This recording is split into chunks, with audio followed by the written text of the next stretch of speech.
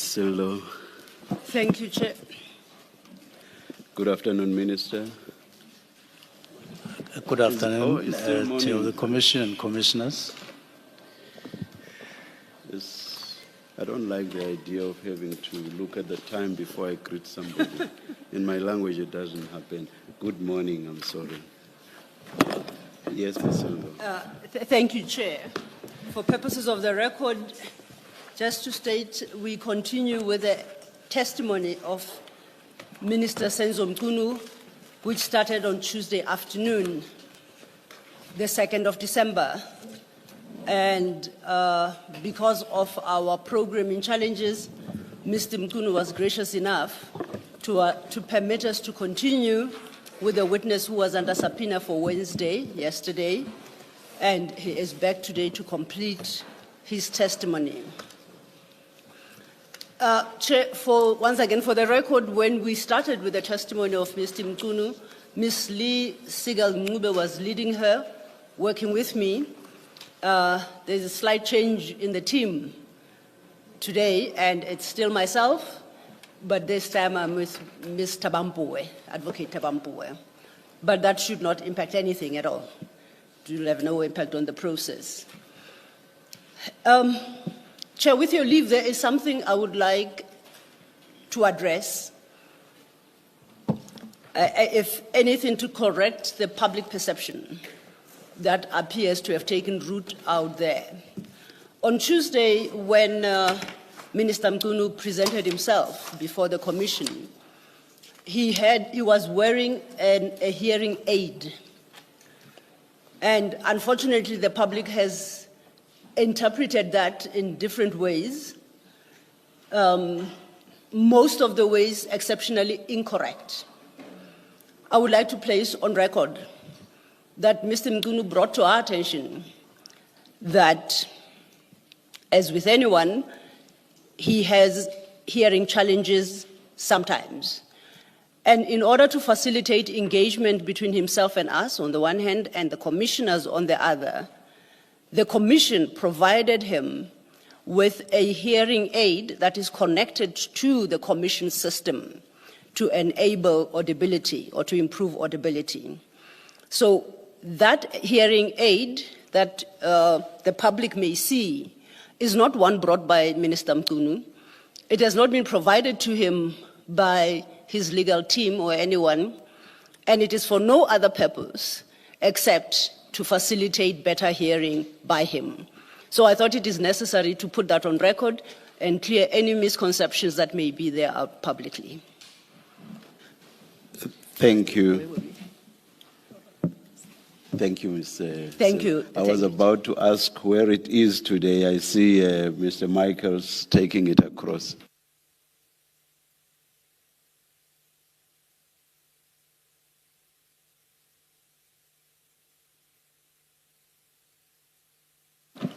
You want me to say something? To test? Okay.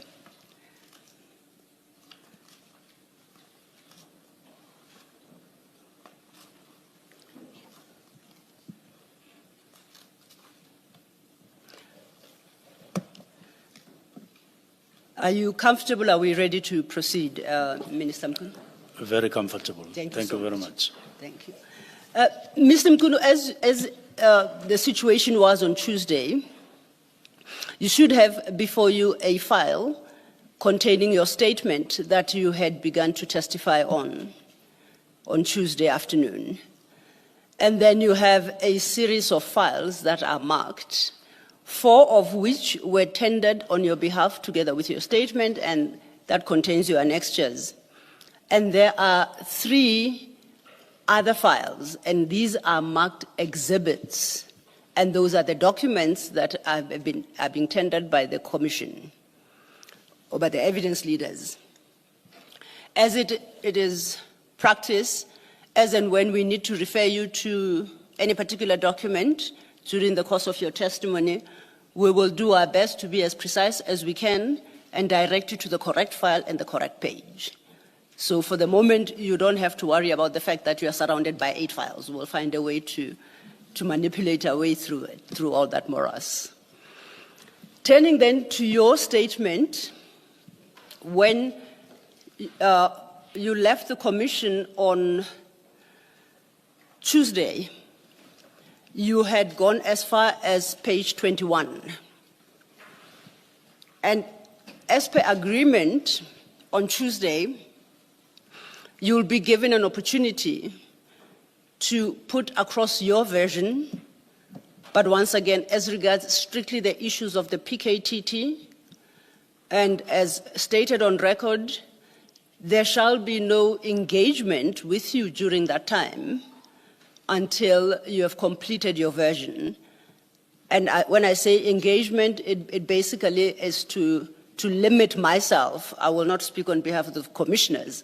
The commissioners may, as it happened on Tuesday, ask clarification questions as and when it becomes necessary. Considering the time, and on my estimation, you should comfortably conclude that process in the next 1 hour, 30 minutes or so.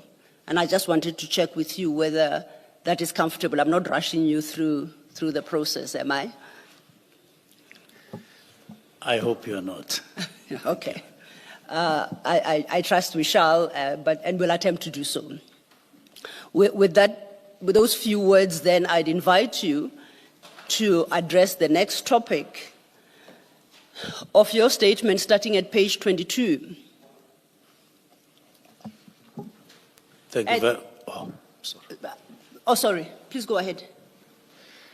Thank you very much, Commissioners. Just before I proceed to page 22, I just want to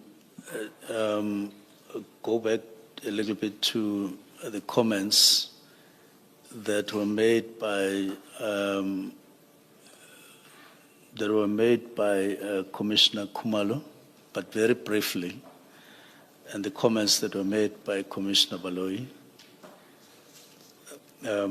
Just to say that when Commissioner Khumalo asked me to cast my eye on paragraph 8.10 of the Marai Committee report, I did so.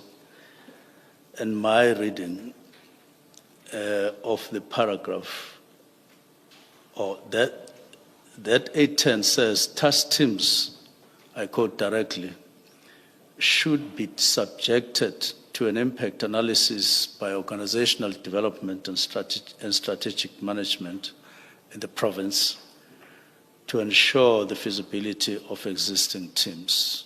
This was now 2024. They were worried about the state of the teams or some teams in some provinces, and then putting a mechanism for that. So my reading is that it is with reference to the provincial teams, the specialized task teams, and it is common cause that the National Political Killings Task Team is a national task team, and therefore doesn't apply to it. Commissioner Baloyi spoke about the existence of murder and robbery at the time or up to the end of the year 2024 when I wrote the directives in relation to the structure, the new structure that had been developed after we came, to say whether that murder and robbery was in existence or it was still to exist in terms of the new structure. And I do want to confirm that beyond any doubt, even as we negotiated the new structure or discussed the new structure during our orientation and up to the end of the year, the murder and robbery was in full existence, depending on a province here and there, but it was in full existence. And I point us to that as evidence. Even on the 12th of July, during the orientation, the presentation that was made clearly indicated that it does exist. Murder and robbery was already in existence, apart from all other evidential documentation that I've given to you. And of course, even at that meeting, there were comments like the letter was issued at the time when there were discussions in relation to the establishment of murder and robbery. And in the past, there was a unit called Brixton Murder and Robbery Unit, which was dealing with the issues of murder and robbery, and it was doing very well. These were part of the discussions that ensued as we were holding our discussions. But this is an extract from the evidence given by Deputy Minister Matale at the ad hoc committee. It is on paragraph 58. But I do also have this document at my disposal, which is a 2020 structure at the beginning of the previous administration. I don't know whether commissioners have. It clearly, like the one that I was putting, it clearly indicates that the structure, the murder and robbery that we're talking about, did exist in column 3 in this document as a section, as I was explaining, murder and robbery, and then there are other sections below that. So these are part of the material evidence that show that there was indeed meant to be murder and robbery, and the department was making efforts throughout at officials level to build murder and robbery. That is why even in 2019, as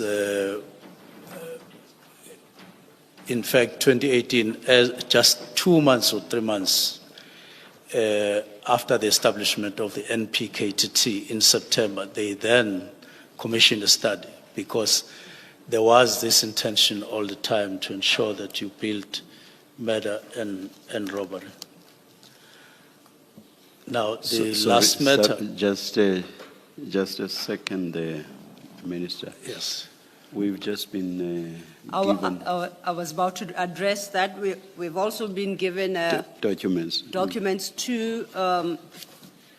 Documents relating to organizational structure, and another one also addressing organizational structure, but that one is dated 2025. To place on record, during the course of lunch, I take it that with the submission of these documents, the minister would like to have them included in the record. Yes. We will work with the attorneys to determine whether they are part of an existing annexure or how best to mark them for purposes of the record.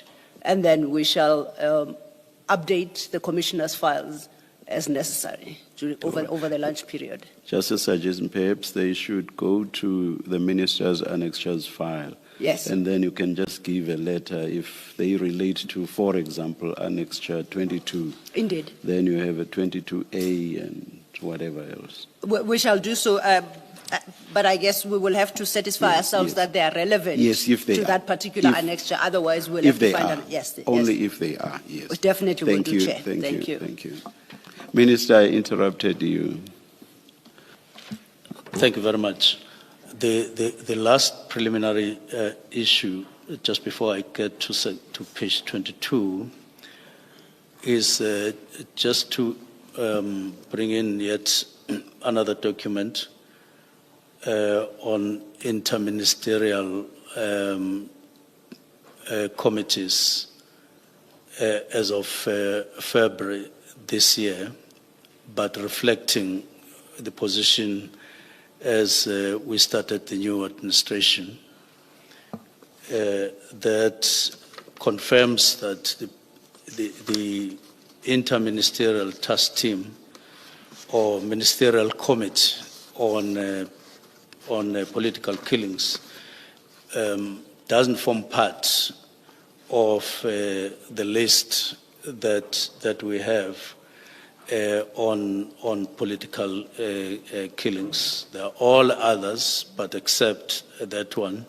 And it was on the basis of that understanding when I issued the letter of directives as of 31 December last year that that was the existing position at the time. I now want to proceed, therefore, to page 22. Sorry, Minister, before you do so, you've accepted my invitation and responded to it. It's the first preliminary point you addressed. Because our proceedings are transcribed, you were responding to a document that appears in file 2 of 5, your annexures on page 201, and it is paragraph 8.10 of the Murray report. Thank you. Thank you, Commissioner. Minister, the document you just referenced, just to confirm, is it one of the two that has been submitted, or is that yet another? It's yet another. It's yet another. We trust that we'll be provided with copies thereof, and we shall treat it in the same fashion as we do these two. Thank you. Now, page 22 addresses, which is the next topic, the role of the minister vis-à-vis the role of the National Commissioner. In discharging my ministerial responsibilities as Police Minister, I have at all times understood the constitutional and strategic framework governing policing, including my authority to determine national policy and to issue directives to the National Commissioner within the framework. And in this regard, I've also made my own personal efforts to intensify my understanding of the environment as appointed to police department. And I want to point out right at the beginning that we dispel the notion that the Minister of Police has no operational, although I put it inside italics, has no operational role whatsoever insofar as police are concerned. It will be remembered, it is solely for that reason that I make that statement.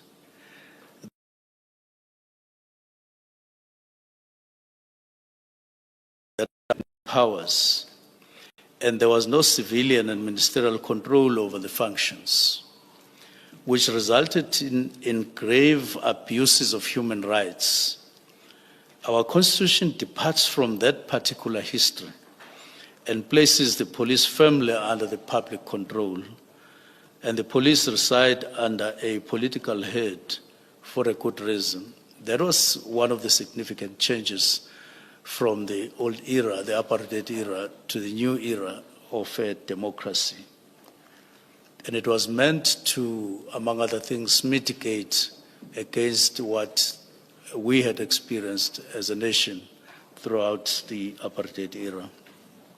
Section 206 of the Constitution addresses the political responsibilities for the police service. Subsection 1 therefore states that a member of cabinet must be responsible for policing and must determine national policing policy after consulting the provinces or provincial governments and taking into account the policing needs and priorities of the provinces and determined by the provincial executives. And then Section 207 deals with the control of the police service, with subsection 1 and subsection 2 providing as follows. The President, as head of the National Executive, must appoint a woman or a man as the National Commissioner of Police Service to control and manage police service. The National Commissioner must exercise control over and manage police service in accordance with the national policing policy and the directions of the cabinet member responsible for policing. So those two sections are very clear in my understanding, and I worked on the basis of what I understood them to mean. Then there's Section 207, which establishes a civilian secretariat and provides for a civilian secretariat for the police service, which must be established by national legislation to function under the direction of cabinet member responsible for policing. So according to the Constitution, Minister has three distinct powers. Firstly, it is to determine national policing policy. The second one, it is the power to direct the National Commissioner when exercising his or her powers in terms of Section 207 of managing and controlling the police service. And then thirdly, the power to direct the civilian secretariat for police, which secretariat must be established by national legislation. The Constitution does not prescribe the content of the national policing policy, and this is left to the minister to determine the content. The policy must, however, take into account the policing needs and priorities of the province, and clearly the Constitution contemplates the all-encompassing policy that sets the framework for the operations of the police. Now,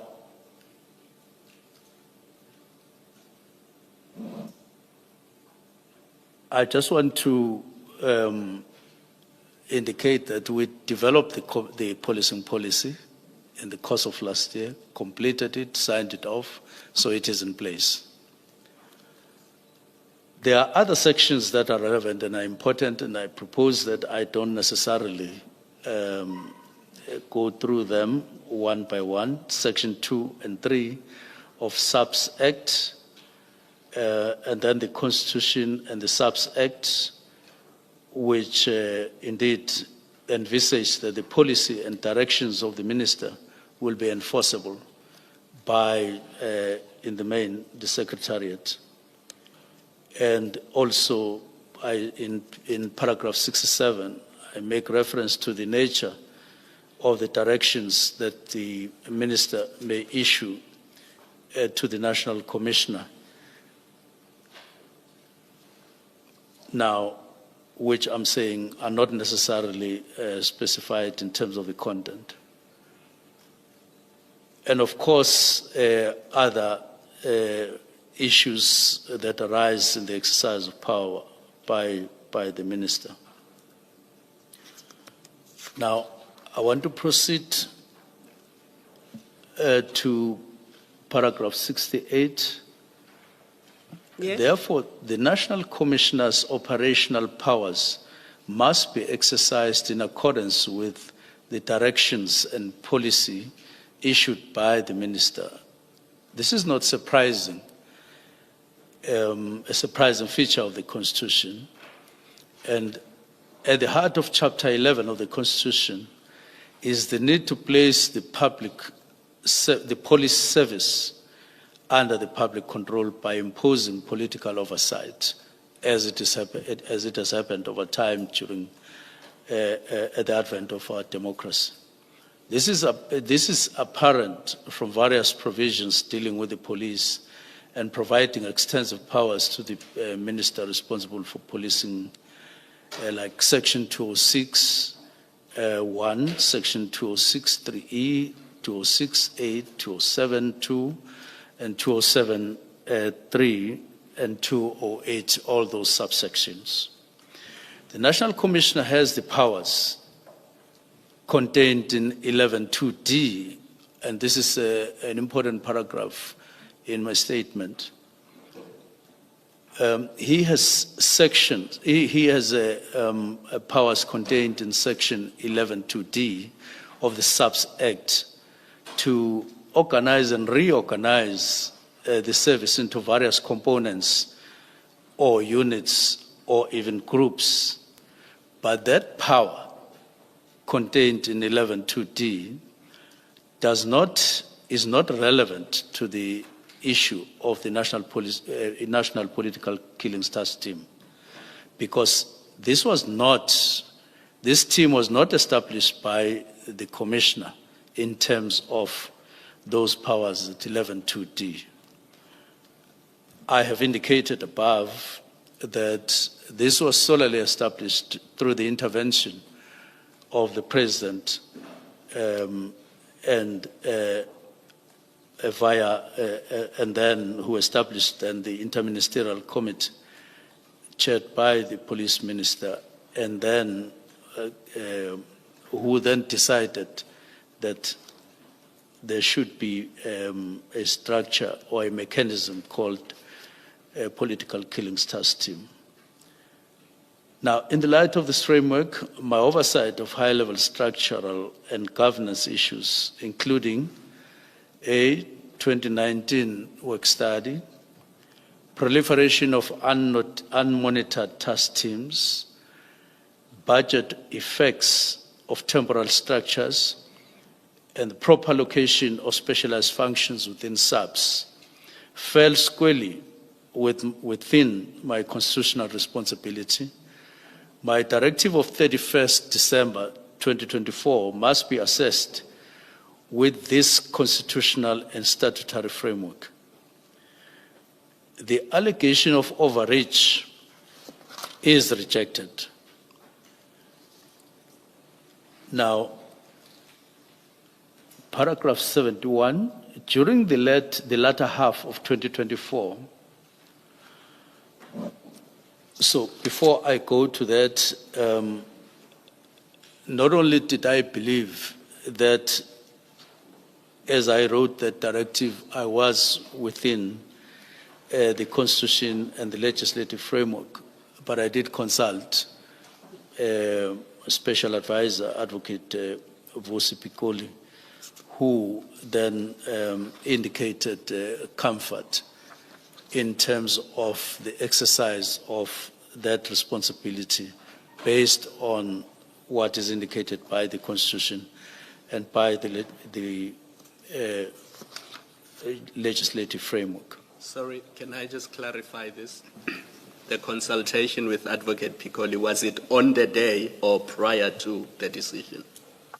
It was on the day, but on the day, it was merely a culmination of what we had been discussing over time, where we were discussing the actual role of the minister in terms of the powers provided by the Constitution. It's something that we were doing on a regular basis in our meetings, and I did hold a number of meetings with Advocate Pikoli, not only on this subject, but on other relevant matters, especially taking advantage that I have a special advisor who happens to be an advocate, which was a coincidence that doesn't necessarily obtain with all other special advisors. Minister, if I may interject, I'm not sure whether you touched on the issue of Advocate Pikoli in passing only, or whether that's where you intend to be in your statement, because I would like to refer you to your next chapter, which you have headed Human Rights Concerns Emanating from the Public. I think the issues that you deal with under that heading are important in considering your eventual decision to disband.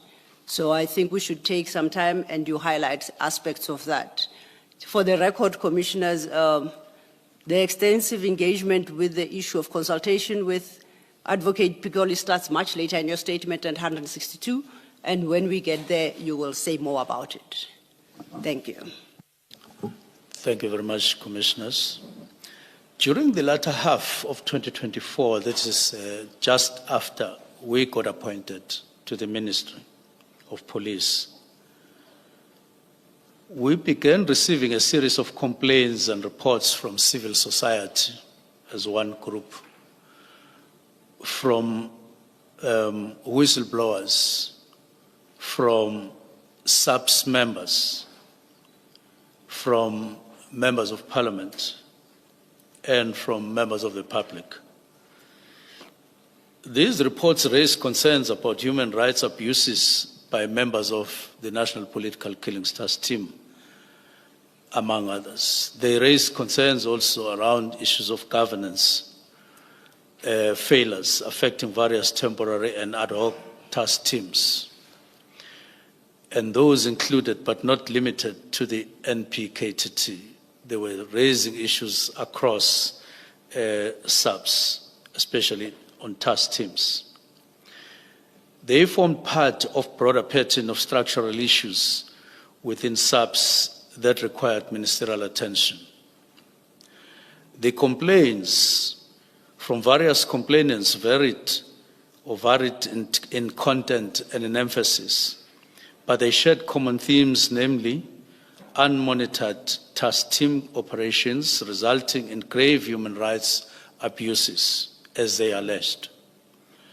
Unclear reporting lines in terms of to who do these task teams report, and allegations of overreach, duplication functions, and significant strain on SAPS resources. It was clear to me that most of these complaints arose from people who knew one or two things about police, or who felt a concern of one kind or the other around issues of policing in the country. Now, I need to add that they also included HR-related matters or complaints alleging some internal abuses within police, including within PKTT, and instances of criminality. Now, for the benefit of the Commission, I provided a list of some of the people, and I indicate, for instance, on 731, that one of the people who lodged a complaint was Lieutenant General Samson Shitlabane, whose complaints arose from his transfer from SAPS to the National Assembly, and there were some HR issues that arose there, and the issue was settled. We entertained it. I allocated Deputy Minister Matale to deal with the matter, and he dealt with it, and it got settled. And the National Commissioner was involved in the discussions throughout. And then there was Gerald Tio, to whom I allocated Deputy Minister Boshielo, and the matter got finalized. And then there were other people. You'll be a bit patient with me as I try to indicate the status of each of the complaints. Major General D. Mutley, who was component head of crime intelligence. Now, he made several calls. Ultimately, I met him, just myself, and he then outlined his complaints. And at the end of the session, I asked him, which was not a long meeting, I asked him, what do you want me to do with what you are saying? He said, I'm not expecting anything from you. I'm just reporting my matter is in court, and I want to settle it myself, independent of you, in court. And that's why we left his matters. And then there was Brigadier Hlungwane, who was in charge of the secret account. His argument was that after all processes internally, he was indicating that he is on appeal to the minister. And then there was also General Khan, and I must say that that matter is still pending. And then there was an issue of General Khan, whose matter I got through a National Commissioner and Head of Crime Intelligence. That matter ended up in court with a challenge from General Khan, challenging expeditious handling of his matters, and he won the case, and there was an internal disciplinary hearing which cleared him as well. And that's how the matter was handled. And then there was also General Vuma, whose matter is still pending on suspension for several years now, and Mpumalanga Provincial Commissioner Lieutenant General Manamela, whose matter is still pending. And then other names to be submitted to the commissioners for confidentiality. I have here commissioners in this envelope. Other people who contacted us, and some of them we had a discussion on with the deputy ministers somewhere towards the end of November to say, what do we do with all these complaints? But many of them, or most of them, I met them alone at their request for strict confidentiality, because they emphasized throughout our conversations. So they would call and they will ask for a meeting directly or via other people. And then I would meet them. And they would emphasize that the matters that they are relating to me are highly confidential and highly sensitive. And then they would relate them to me. I did that throughout the course to the end of the year. And I put them in the envelope, and I would want to, I intended handing them over personally to the commissioners, but I trust that you are trusted by the commission, and I'll be looking at you as you do so, because I don't want the names to be exposed by any accident. I am making a personal appeal to the Commission to afford them an opportunity to meet them. There are 8 of them, and it won't take 8 days. It will take less than 8 days to hear them out. And it's important from where I sit to receive or to afford them the opportunity to do so. So that is part one of the complaints that we received. Then there were also complaints. Minister, my apologies if I may interject. From a procedural perspective only, this is important for me to understand at the stage where now we engage the minister on his testimony. Not having had sight of what's contained in the envelope, because it's strictly for the chair's eyes at the moment, I would like to know whether the minister is tendering the contents of that envelope in support of this particular heading, because if he is, then I would not have had opportunity to consider its contents, or whether he is just submitting those names for the commissioners to consider how to treat the persons whose names are contained in the envelope, and that whatever it is they say is unnecessary for purposes of our engagement as far as this chapter is concerned. Not having seen them, I don't want to stray way beyond the minister's statement as it currently stands, so I would like some guidance on how to treat that, the information that is in the envelope. And Minister, I'm not suggesting that I have sight of the contents. I just want to know how I deal with the contents of that envelope. Thank you.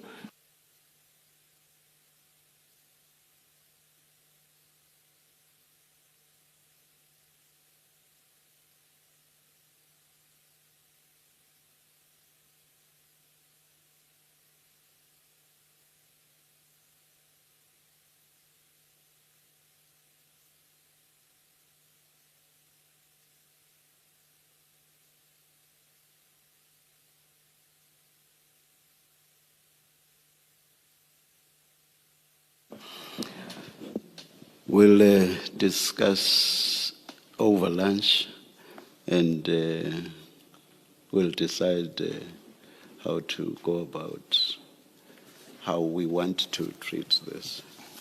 Thank you, Chair. Duly guided. Thank you. Just one more additional information. I did provide their numbers because I ended up just recording, because sometimes they would phone you in the car and I would take the name and surname and then number.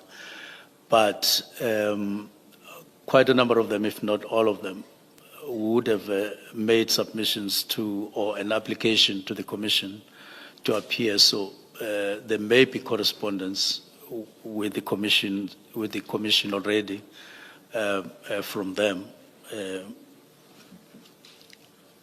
Thank you very much. Thank you, Minister. Noted. The next person who also lodged complaints formally by writing emails to us was Meriti Haas, who is an academic and a long-standing observer of policing oversight in KwaZulu-Natal and elsewhere. And she did send correspondence to me and to Parliament Portfolio Committee on policing from time to time, complaining about various issues. Among the issues that she raised was systemic governance weaknesses experienced or observed by her in policing, including task team operating in parallel and sometimes outside SAPS formal command, oversight and budget structures. Her concerns outlined the issues later identified independently in the Marai report and SAPS internal governance discussions. Some of these complaints were quite serious when you read them, and at some point I did have a discussion with National Commissioner around these matters. I'm just indicating that she was one of the people who made submissions. And then there was another person called Patricia Morgan Mashale, who also sent a number of complaints on an ongoing basis, I think from July, shortly after we got appointed, sending a lot of material to us on a regular basis. And at some point, I requested assistance to understand exactly her standing and what her role is, and so on. But even after IGI, that is Inspector General of Intelligence, had indicated some aspects around her, I continued to receive and I continued to read, but I never actually sat down to deal with the matters that she was raising. I never sat down with her, nor did I have any discussion with her on telephone. I just received and looked and read what she was saying. And then the third and the last issue of these complaints arises from a Forte case that is alleged to be in violation of human rights. This was reported in media before I arrived, as I perused matters from attorneys from Bradley, Conrad Halton, Chiclaw firm. And some of these articles were carried by Daily Maverick, and we set out and indicate what they were all about, and I proposed that I don't go through everything there, but those matters are clearly identified. It is now public knowledge, I'm now on page 35, that Ms. Becker has since requested to give evidence before the Madlanga Commission about what she alleges as abuse and violation of her rights perpetuated by members of the NPKTT during her arrest. In her statement before the Commission, Ms. Berger has detailed an extent of the abuse as she alleges she endured during her arrest, and Ms. Berger explains the abuse she experienced in Part B of her statement, paragraph 31 to 79, which I attached as SM16. So it bears mention that some of these complaints referred to in this statement were also discussed with the National Commissioner, as I indicated. Now, the challenge posed by these examples is this. The National Political Killings Task Team has for some time been credibly accused of systematic human rights violations.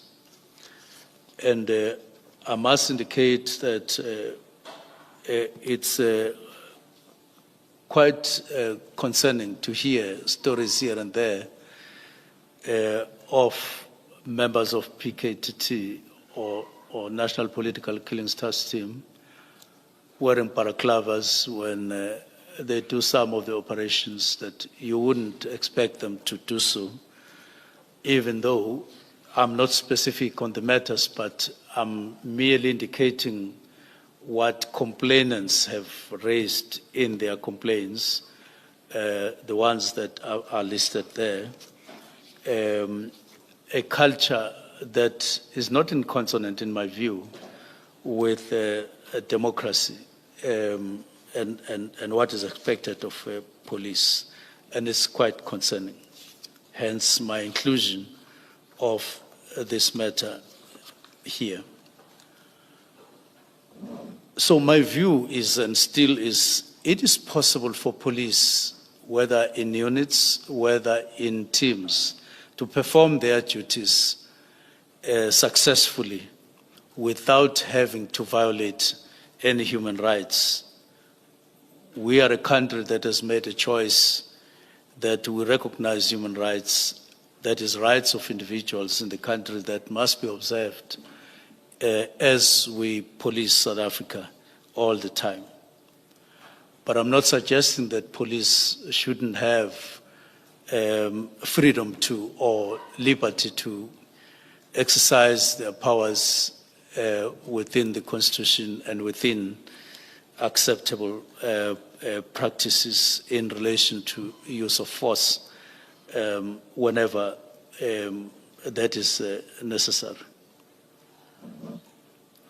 Now, I go further to say that I do have an understanding that there are arguments out there that it's preferable to keep the National Political Killings Task Team because of its unique focus and ability to combat organized crime. And I want to state it that that's a wrong argument, because the National Political Killings Task Team was not designed to combat organized crime in general, but they were established and designed to focus on political killings, which, in other words, killings which are politically related.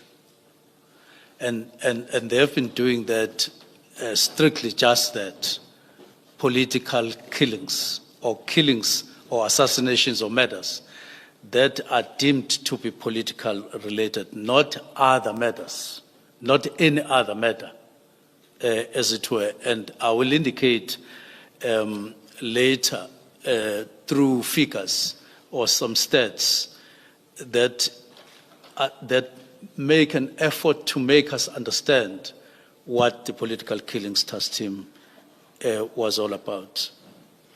But I don't think that it is fair to devote substantial resources to one category of killings in the country, which is politically related killings and not any other killing. when the evidence is that there is an urgent need to focus on all matters. Ever since I got, or we got appointed to the ministry, what the concern of Cabinet has been, the concern of the Portfolio Committee has been, the concern of the public has been, it has been a very high and unacceptable rate of murder in South Africa. That has been the concern that has been drummed into our heads all the time, and we believe in that the rate of murders alone, not just crime, but murders in particular, is very high, unacceptably so.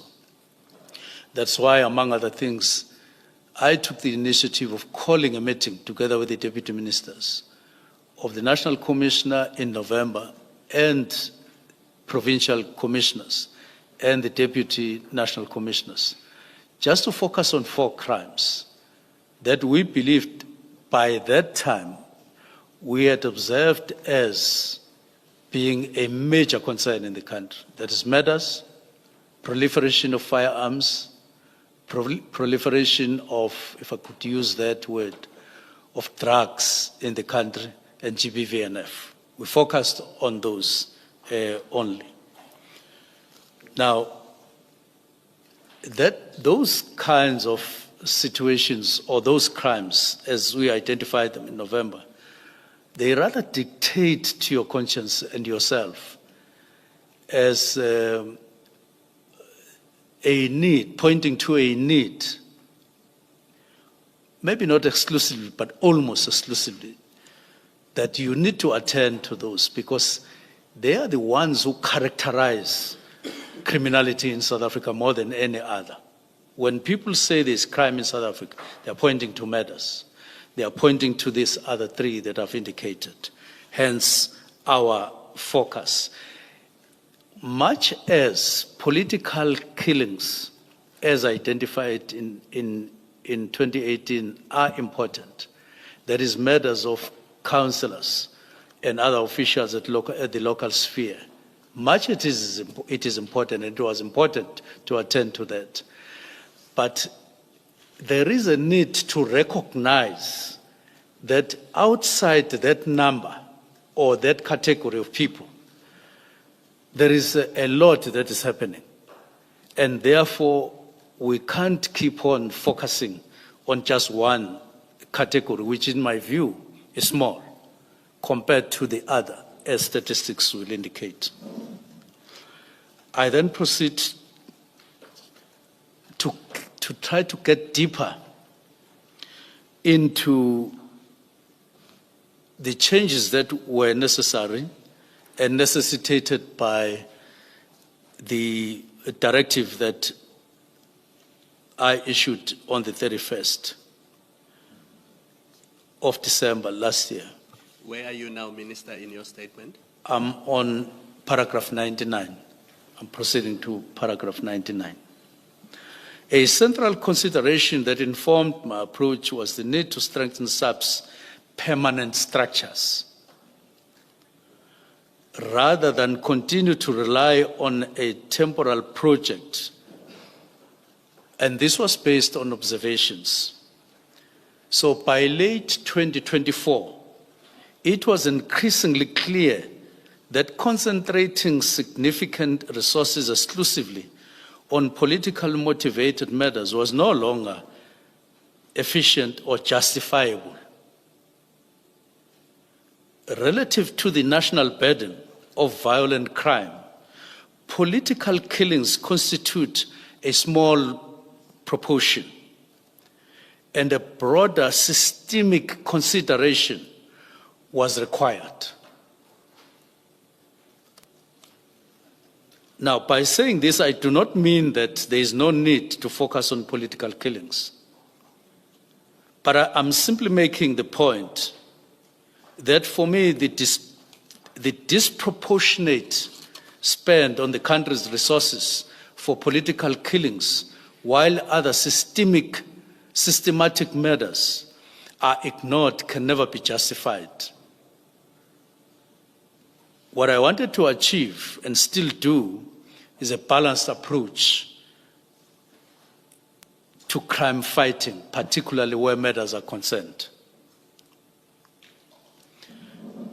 If I could pause and just indicate 3 things about the landscape of matters in South Africa.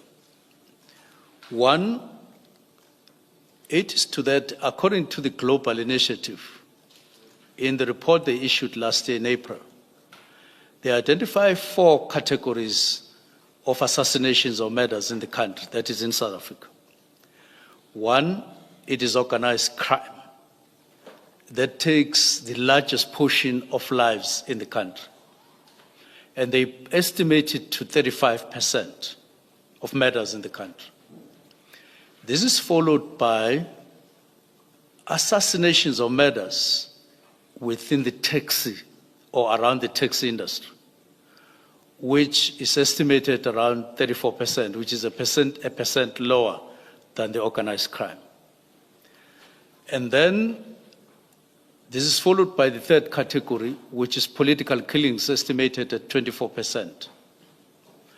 And the last one is personal killings, which is estimated at 7%. Now, if you put aside the global initiative and look at your own stats in South Africa of murders, they definitely fall within those 4 categories, by and large, which means that the highest category of murders in the country are those flowing from organized crime, whether it is extortion, whether it is in any other form, followed by taxi industry-driven or murders associated with the taxi industry, and political killings in the 3rd category. This is the first point that I want to make in terms of the landscape. The second point I want to make is that there are 4 provinces that constitute about 83% of murders in the country. 4 provinces. It is Gauteng, where we are. It is KwaZulu-Natal. It is the Eastern Cape and the Western Cape. Those 4 provinces combined constitute continuously 83% of murders in the whole country. Now, so when they say South Africa has a high murder rate, unacceptably high murder rate, in fact, in terms of figures, we are talking about murders that occur in these 4 provinces. I'm not saying that it excludes the other provinces, but I'm just saying up to 83% just in the 4 provinces, all combined. Now, I now want to indicate in figures, I'm not sure whether I did ask that these figures, because it's for the benefit of the public to clarify these points as clearly as possible. I don't know whether I did that. If I did, I would request that these statistics be displayed as I go through them. Minister, I think that the request had not made it through to us, but that shouldn't be a challenge. We will be able to project from your statement as we have it. Just so I understand, you have statistics appearing at page 38. Yes. And spilling over into 39. Firstly, under which paragraph, which statistics would you like to have projected? I will just take the 101, paragraph 101, yes. After 101 or 102? 101. 101 first and then 102, and then I would request that I also take that graph on page 40. Okay, we shall do so. If you could just give us a second. In the meantime, you can continue with your testimony as soon as, I think we're up and running. Okay. To just give it a second. Where's your...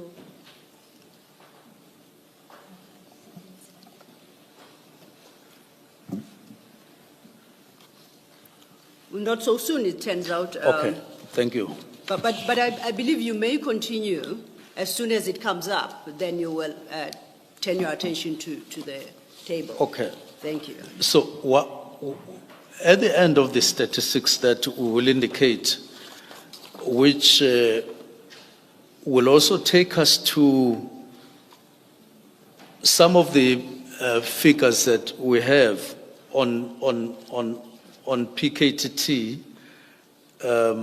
figures, as we will be comparing, the summary that comes out of these figures and the graph,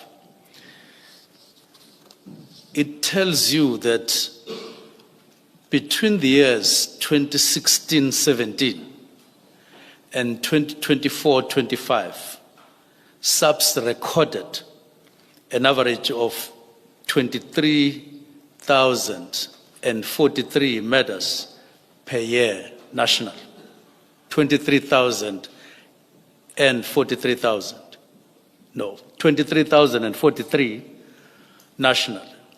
And then you go to KZN alone, the average there annually is 5,314. Now, this against the backdrop of the National Political Killings Task Team murders with an average of 18 political murders per year over years 2015 up to 2024. We were just indicating averages to make my earlier point after the statistics. I may as well, because stats are now here, to indicate what I wanted to indicate. So in one, you will see that from 2011 to 2015, we deliberately went back there to show that in those 4 years, political murders were 11. This was before the establishment of PKTT. And then there are other categories like politically related cases and political related cases and so on, the total. But I want to jump to 2018 in the interest of time, the year of establishing, or the year in which PKTT was established. There were 14 murders. And then 2019, 15 murders, 2020, 15 murders, 17, 27, 11, and by 2024, you were talking about 7 murders, because the graph went down in 2023 of politically motivated murders, down to 11, and then to 7. Now, 102.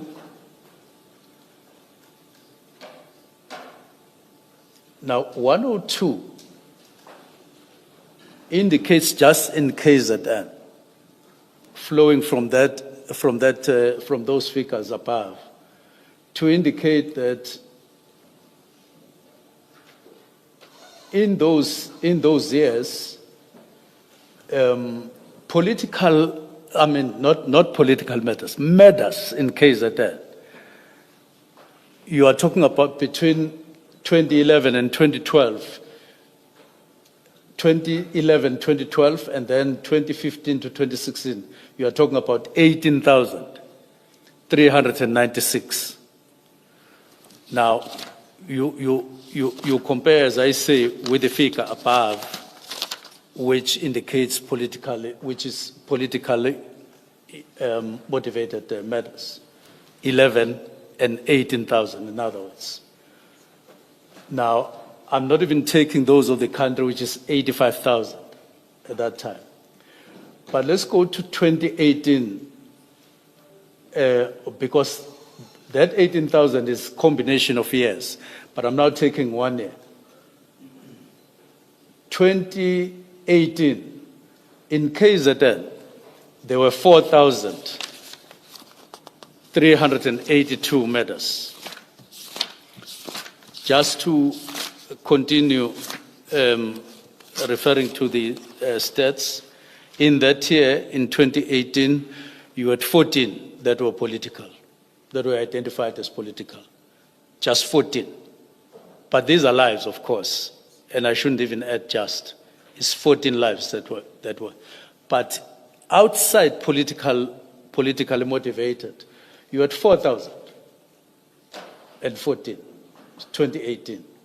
Now, 2019-20, it's 4,859.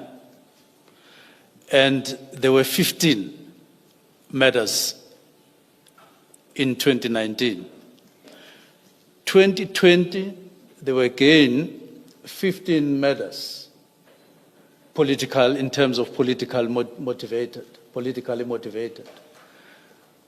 But in the same year, in KZN, you had 4,859. Now, 2020 to 2021, 4,825. 2021, so the whole figure goes like that. But this side, by then, in the country, combined figure is 27,494. Now, let's go to the graph, which is on page 40. Now, that is the graph that indicates murders over time in the country. So the top line is murders in the country as a whole. The next line, murders in KZN over time.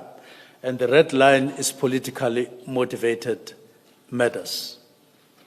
So just the same as I've been saying, 2016-17 is 32 against 40,000 and 4,018 against that 19,000.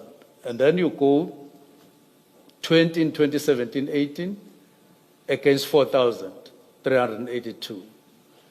And then 14 against 4,395. And then in 2019-20, 15,000 against 4,000. 2020-21, 15,000 against 4,825. And then 2021-2022, 17 against 6,000, which was even rising. And then in 2023 is 27, the highest. And then 2023-24, it started dropping to 11, and then down to 7. Now, we then say there, in summary, the figures demonstrate that politically related murders constitute a very small proportion of the national murder burden and even the provincial murder rate in KZN, where PKTT or NPKTT operates. Now, this supported my view that focusing significant resources exclusively on political killings through ad hoc temporal task teams was no longer sustainable, and that the expertise developed within the National Political Killings Task Team should be mainstreamed into permanent murder and robbery unit, which has political killings in its approval mandate as indicated on Tuesday, backed by our structure. Now, by way of further illustration, it is to be noted that SAPS releases quarterly crime stats, but for murders in particular, there is no breakdown on or categorization of the motives of the murder. Indeed, I would argue that motive is of secondary significance. What is important to note, and in terms of our mandate, is to reduce murders, is to deal with murders, whether of business people or from the religious community or from whatever category, that is secondary. What is primary? What you get paid for, where you earn your title as minister, and in my case, as an individual, as minister, is our performance in relation to the face of criminality in South Africa, face of crime in South Africa, which is the murder rate, not murder rate of a certain category of people in the country, but murder rate. And people in South Africa would say, we are making an impact, we are working, not when we reduce just one category, but across. And this is in line with the Constitution of the Republic, because it doesn't distinguish which category, whose murder is important than which one. Now against this, which we had to really ask the question internally in our consciences,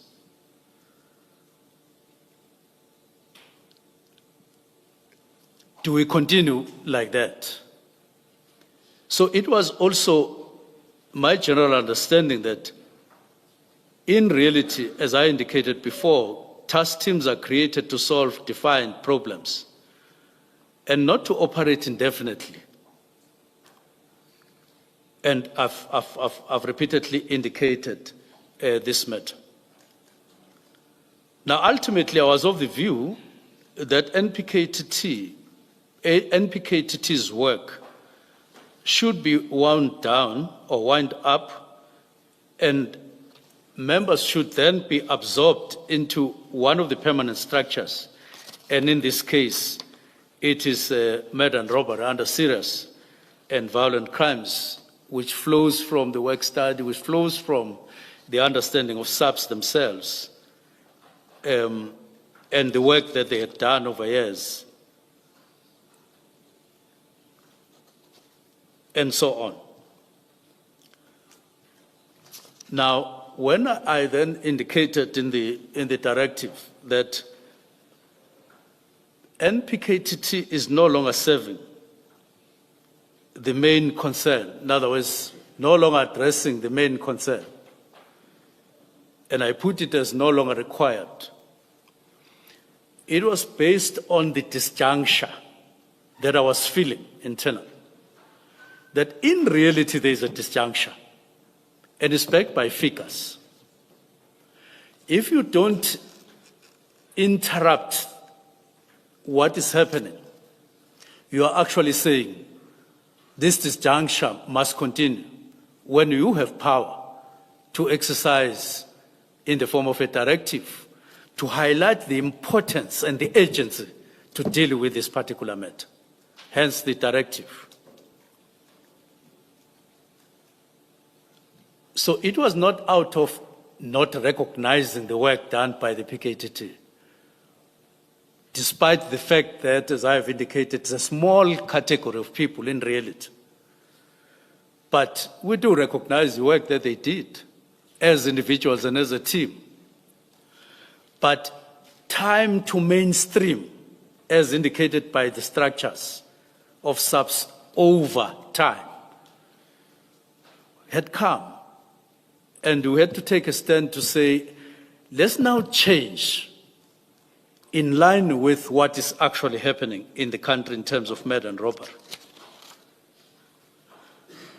So it was in that context that I indicated no longer required. It was based on stats, not meaning to say individual members within PKTT would then be made to retire. It was time to mainstream them and go to murder and robbery and even use some of the experience acquired there to mainstream, especially in the 4 provinces, as I've indicated. And I still believe very strongly that we should persuade one another in the country that we mainstream, because reality is pointing elsewhere. Much as we can what is this? It is to sentimentalize or sensationalize. Sensationalized. The chair is very helpful, and I'm indebted to you, Chair. We should work beyond the emotions on this matter. Try to persuade us beyond emotions, and sensationalizing the matter. Go beyond that. Now, as I said there, I said to myself, do I play into those emotions, or I face reality? And where is this going to put me personally if I deal with this matter? Because I would be seen to be swimming against the general sentiment. There, I'm sure I'm getting it correctly. I would be seen to be swimming against the sentiment, general sentiment. But I said to myself, I don't believe that I was appointed for sentiment. I believe that I was appointed for honesty and for reality, as I see it in the portfolio, and then lead accordingly. So ultimately, then, we wrote in the way, in the manner that we wrote. So I've dealt with everything on page 41. Yes, I confirm. Is it we or I, Minister, when you say we wrote in the manner that we wrote? I'm a humble person, Commissioner. I must say I, because I was really alone. So that I don't, the word we, I normally use because I'm with deputy ministers, but it is important to indicate that I didn't consult them in writing. But I have a hangover of we, but I was alone in this. Minister, before you proceed, Chair, I see it's about 1 o'clock. However, if we turn a page to 43, just, I think, a few aspects for the Minister to wrap up this sub-topic. And I would request perhaps a minute or two for that purpose, and we then may break before he deals with the question of resource and budgetary considerations. Thank you, Chair.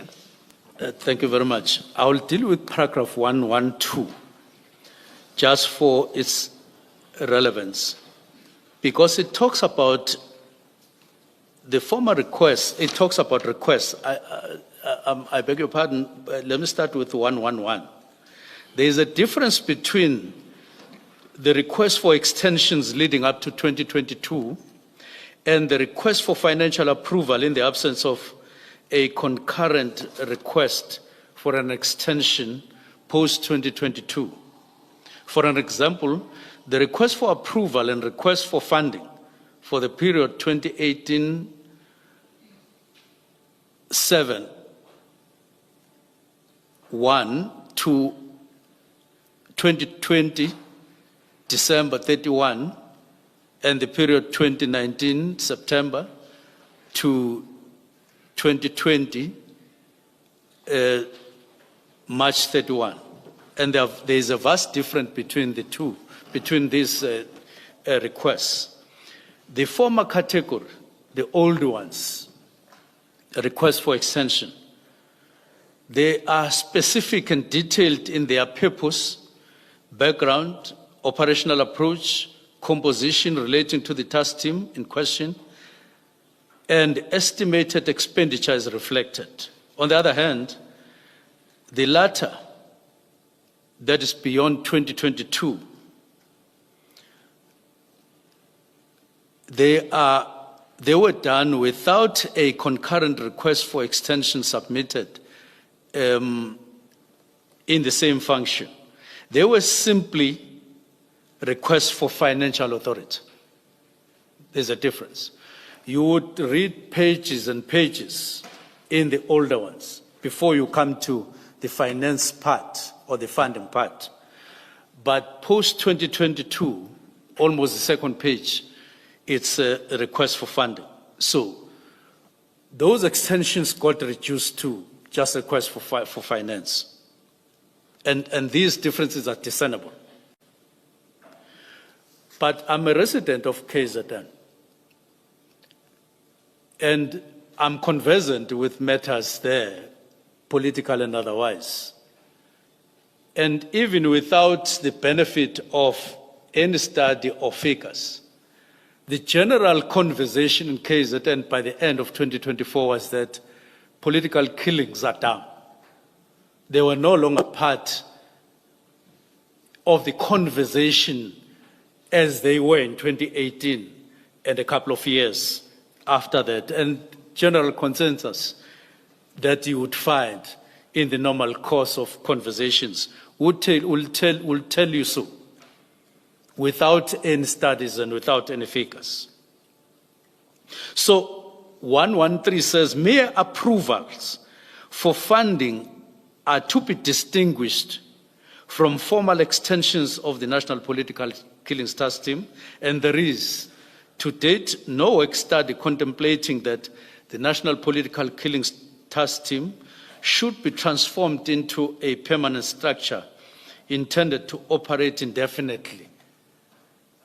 What there is instead, there is a proposal over years that you now must integrate, you now must allow National Political Killings Task Team to be absorbed by murder and robbery under serious and violent crimes. This is what we are saying in those paragraphs. But we are also highlighting sensitivity in terms of allocating resources within policing, that it's a matter of concern and it's very important. So I go to paragraph 115. So following the work study, the intention was always that the NPKTT functions would be reabsorbed into permanent structures. Let me make this point. It may have been conveyed and received as disbandment and consumed as such, but the intention is similar to that one of 115, absorbed into these permanent structures as demonstrated in terms of what SAPS were saying in various memos over time. It was to absorb, it was to integrate, it was to do just that. But the term disband came in, of course, in the conversations right from 2019. It was not introduced by me alone.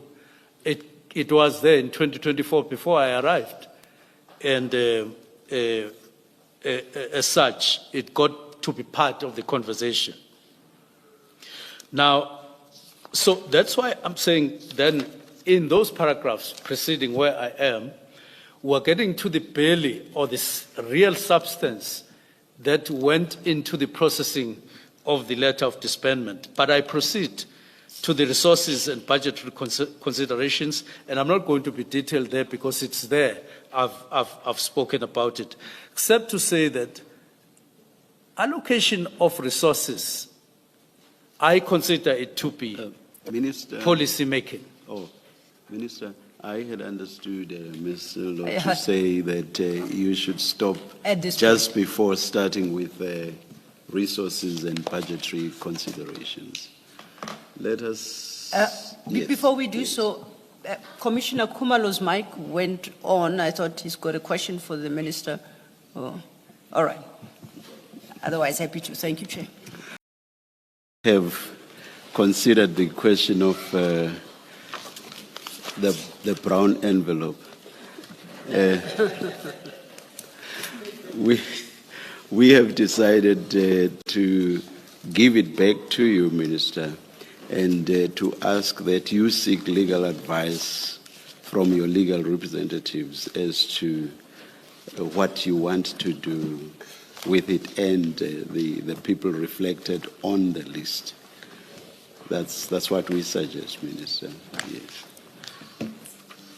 Thank you very much.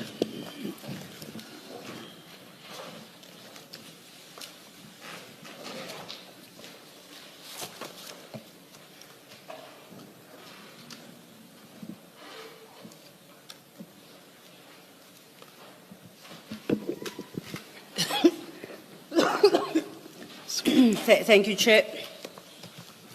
Minister, just to orientate us, before we broke for lunch, we were at your page 43. And we had just dealt with paragraph 116, which would then lead us to the next sub-item in that chapter, that you have headed resource and budgetary considerations. I would invite you to pick it up from there, but so we don't run into crisis time and into a crisis in respect of time. I would like to remind us that in putting forward your version, you still have a significant chapter to deal with, which you had procedure followed preceding the 31st December 2024 directive. The reasons for the 31st December 24 directive and the post-directive implementation. So those are the three main topics left. And just to remind ourselves, that's where we intend to stop, both with you putting forward your version and the engagement we are going to have with you, because it's those topics that speak specifically to the issues of PKTT. As previously placed on record, all other issues that you have addressed in your statement shall be for the second session of the Commission in the new year. The Chair will determine when that takes place. Your statement is extensive, and it will not be possible to deal with everything with appropriate and required depth if we were trying to cram it all in this 1.5 days. So I just want to remind ourselves what awaits us, and if you could structure, therefore, your summaries accordingly to fit in with your and my agreement as to how much time you need for that purpose. Thank you so much. I then invite you to consider from paragraph 117 and deal with that sub-item, resource and budgetary constraints. Thank you. Thank you very much, Commissioners.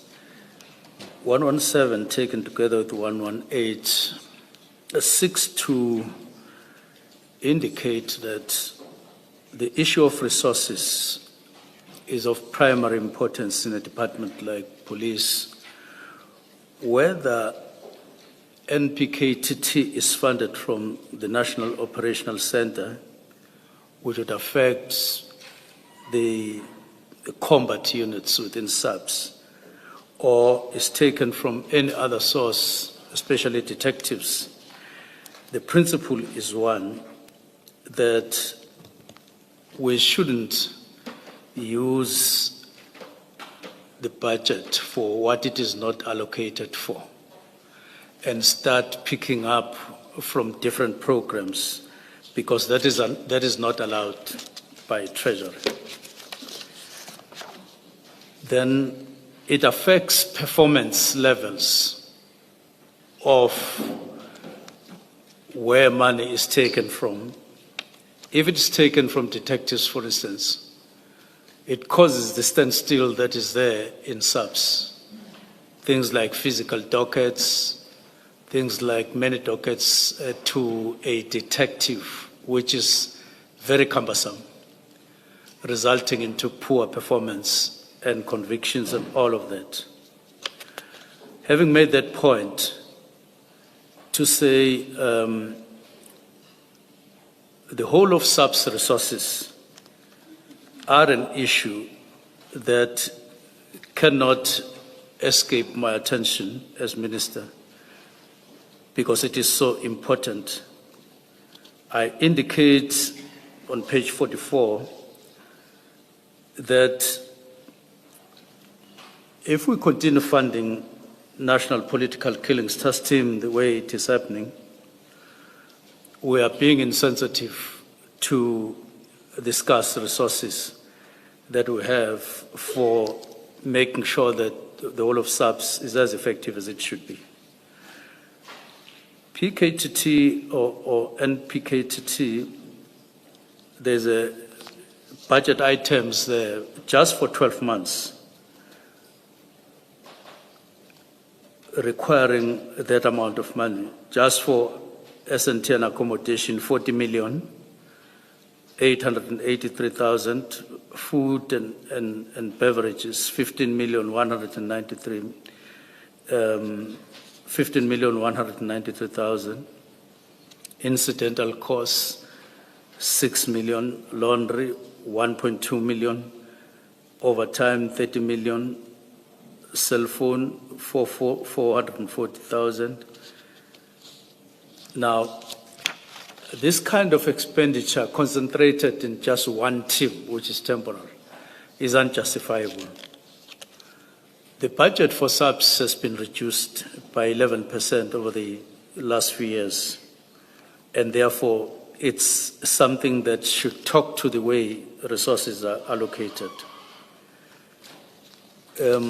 If I come to this year, for instance, I do want to display, I want to come to just one small or one page presentation which I asked for, just to show.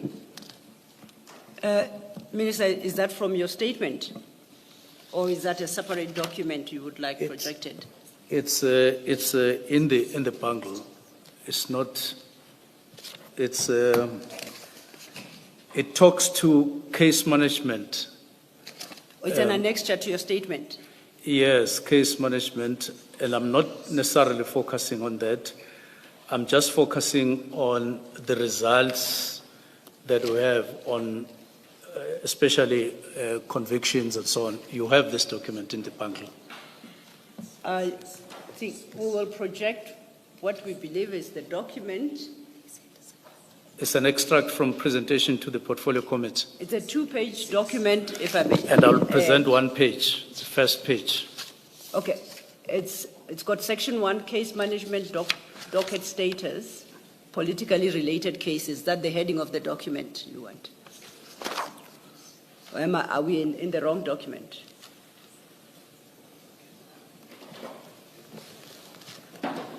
Perhaps let your attorney direct us if it is a specific annexure, and we will try and pull it up. SMP? 26. Oh. SMP.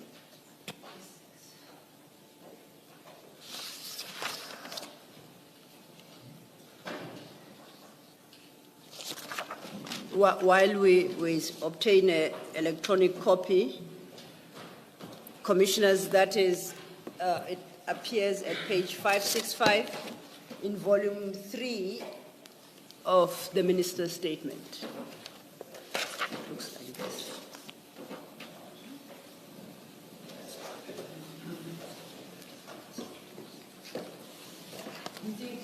Okay. Minister, we think we have located the correct document. Can you direct us to the correct page now? It's just the first page of the two. And under the heading purpose. Under the presentation to the portfolio committee. I'm just taking one page. Okay. Yes. Yes.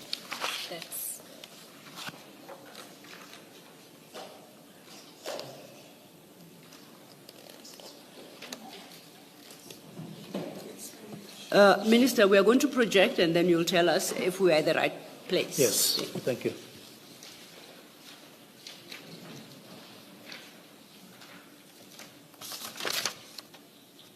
Is that the page you wanted That's to the speak page. to? Okay. I'm just wanting us to take this as a package. Number one, that is 119, which I've just presented, the expenditure pattern of the NPKTT. Sorry, Ms. Silo, we are in the right annexure. Which page is it? We are trying to locate it. We were provided with this. We provided with this two-pager. Minister Mchunu's attorney told us it's Annexure 26. But what you have on the screen will not appear at Annexure 26. It's an extra document that we have been provided with. But the minister confirms that that is the document he wants to talk to. So perhaps afterwards, once again, we'll have a conversation with the attorneys to understand where this particular document fits in his annexures. I'll propose that perhaps in the meantime, he speaks to what's on the screen. So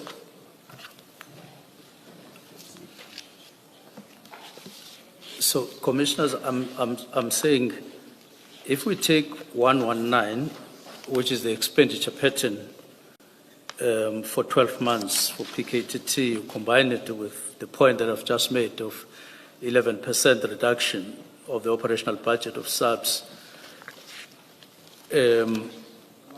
and add this slide, you'll see what's happening, or contextualize, or use this slide to contextualize what we are saying. You will see that in a context, what's happening with the budget of SAPS is that it is nominally increasing, but in real terms it is getting down as a result of demands of policing and the population.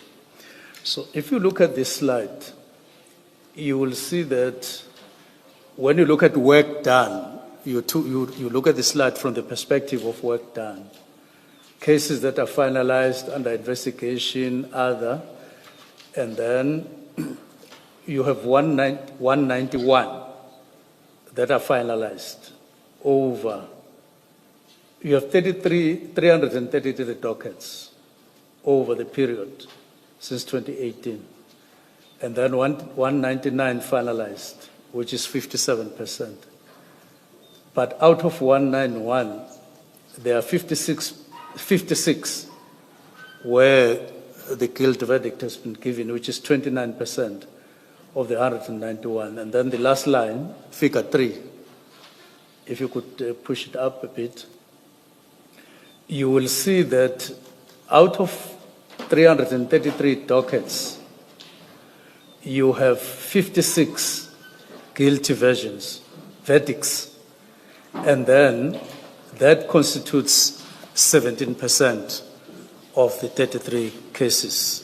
Now, you can make whatever opinion and so on, but the thing is, when you look at it from the perspective of value for money in a context of a deteriorating budget, it will tell you that you rather have to review the way you want to use the resources in the department. That's the purpose of those. And then I'm Sorry, adding... Minister, Yes. just to make sure that I don't lose you,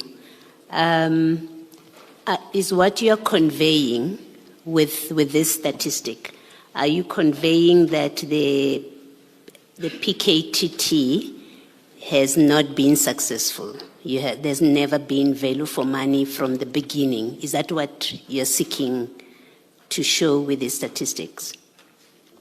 Yes, in the directive, there is a half a sentence or something that says, that talks to the value for money. And if you look at stats, you look at the deteriorating budget, you look at demands which are affecting performance, you look at what we spend in 12 months for one task team, but then you look at the outcomes. It constitutes a doubt that you are happy with the value for money in that. And from where I sit, I felt I wasn't happy and satisfied with the value for money. And I may as well indicate here that when NPKTT was established, it was 2018, it followed an incident in which wherein Madlanga Commission had just been murdered. But to date, we are yet to secure or see a conviction arising from that murder. As we speak, my understanding from the family, who are not distant from that family, you are talking about 5 suspects, all in all, on that case of 2018. 4 of those suspects are suspected for conspiring to murder, and then 1 is a suspect for murder. So at the moment, 7 years down the line, we are yet to see a conviction that relates directly to the first case, which was almost a test case when NPKTT was established, and there is none yet registered. But let me move on. And I do want to say that is not necessarily to say, personally, I blame NPKTT for that, because they're part of SAPS, and it merely indicates expenditure patterns vis-a-vis the actual results and so on. There is then a question of inequities in SAPS between task teams and between units. And I point out that if you continue with National Political Killings Task Team focusing on KZN, you definitely are duplicating, in as much as you may not want to accept that as a fact, but that is in reality what's happening. And it has been the case for some time. You have murder and robbery, and it is around 45 people or so. And then you have NPKTT dealing with murders at the same time. You rather rationalize and you spend once in a sustainable manner, and that is beneficial to the people. So you stop duplicating. But at one point, I said to the National Commissioner, murder is murder. Let's not create a false hierarchy in murders in South Africa as South African police. Now, I listened to the National Commissioner speaking here at the Commission and to Lieutenant General Khumalo. And as I listened, I got more and more squeezed internally when they repeatedly used the word traditional, that NPKTT doesn't use traditional methods when investigating. They don't use normal methods. They are using what has been put into NPKTT to make sure that they are as effective as all of us would be. Now, but they are doing that in a small scale, as I'm saying, dealing with small figures. And then the rest of the people with high figures, you subject them to normal investigation, traditional investigations. Even when you take blood samples, what do? They said it's 3 days for a political murder case, whereas it is 30 days for a normal murder. And look, I'm not going to be minister forever. At one point, I will go home. And if I come across murder, I'll be one of those whose investigation will be deemed as normal, as traditional, because it won't fall within this category. And the point is, are we on the right track? Is that justifiable? morally and ethical. And from where I stand, it is not, and not in line with the Constitution of the Republic. So the issue is, when you are in the space, normal space, listening to successes, listening to this, it is nice to consume that. But when you are alone as minister, thinking things through, you in terms of principles, looking at things in a principled way, you come out empty in the sense that you are not able to respond ethically and morally to the question, why do you differentiate between murders? What justifies that? And therefore, murder is murder. There is no hierarchy. And SAPS must then subject themselves to that. So no 30 days for the rest of the people when you do samples, and then 3 days for politically motive, because... Minister, just so I understand you, are you suggesting that a new method of conducting investigations cannot be piloted on a small scale before it is rolled out nationally? Because surely you must first test a new method's success on a small scale. And then if you deem it successful, then you roll it out across. Are you suggesting that that is not the correct way of doing things? Not really. I'm saying it is a correct way of doing things, but we should and could have done that some time ago. And at some point we should say, do it, because you have already created or established your murder and robbery, and long ago, but you keep on delaying. You must immediately do it. And there's no justification for you to postpone. There have been implementation letters, 2 of them, 2 assessments, but still not implemented. So it has been an experiment gone too long and not in compliance with the imperatives that we are facing now. So there's nothing, it's like going out there building a hospital, and then you put in surgeons and all the specialists and so on, and then the hospital all of a sudden does very well in terms of patients coming in and so on. But then you leave the rest of the population outside and you subject them to normal. And then you say to the public, I'm pleased that we are making progress and there's no other team or hospital like this one.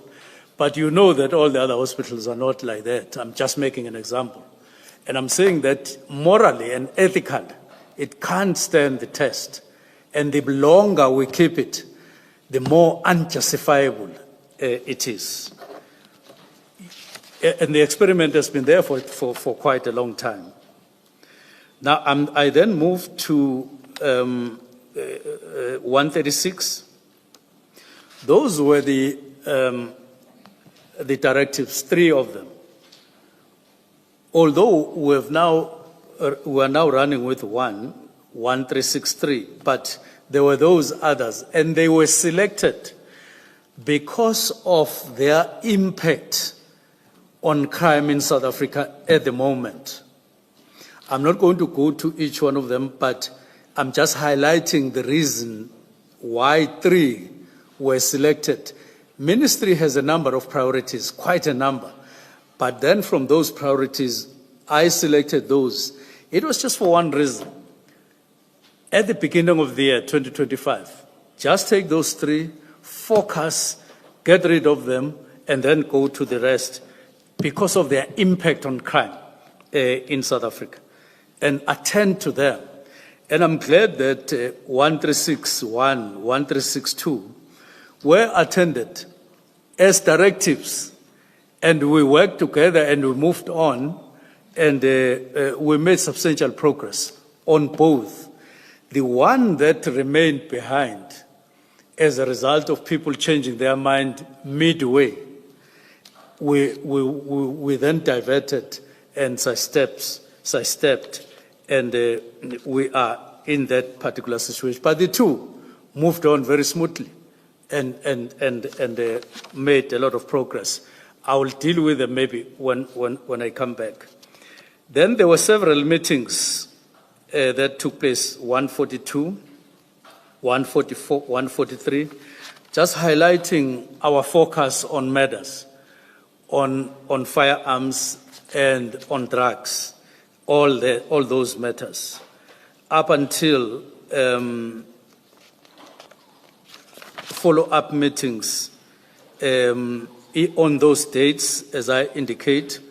Those were various meetings dealing with the same structures, priorities, and making progress. Still following that report, the Marai report on implementation. Now, I'm saying that on paragraph 154, I'm just highlighting the very same issue that, as far as I'm concerned, there's a problem of compliance with Treasury guidelines. We get our budget allocated for this, and then we compel ourselves to use the budget for something else, which we can't keep on doing. It's not a way of running a department, a proper way of department, because it leads to irregularities consistently. And then decision finalization and the 31st. So by the 31st, by late December, we had gone through the work study. We had done the memorandum related to the PKTT, asking for money midway and so on. We had done with what accompanies the Marai report, the work study, the Marai report. We had done those meetings on the 1st, on the 21st, on the 22nd, listening to what PKTT, and even spoke, especially in the meeting on the 21 and the 22nd, on the 1st and the 22nd, where I indicated clearly the need to urgently review the status quo in relation to NPKTT from the macro point of view. And National Commissioner indicating that in any case, that was never a permanent structure. It was meant to be temporal, and that we should go that route. And then December 31st, the actual directives. And I do want to say that when I indicated with reference to the PKTT, I attached the word immediately. Just to clarify what, in my understanding, as I was sitting on the desk writing, and I would want to indicate to commissioners that I wrote this, although it's not the subject for today, but I wrote the directives, and I take full responsibility for them, all three of them. I was not influenced by anyone, anywhere, not by phone, not by anything.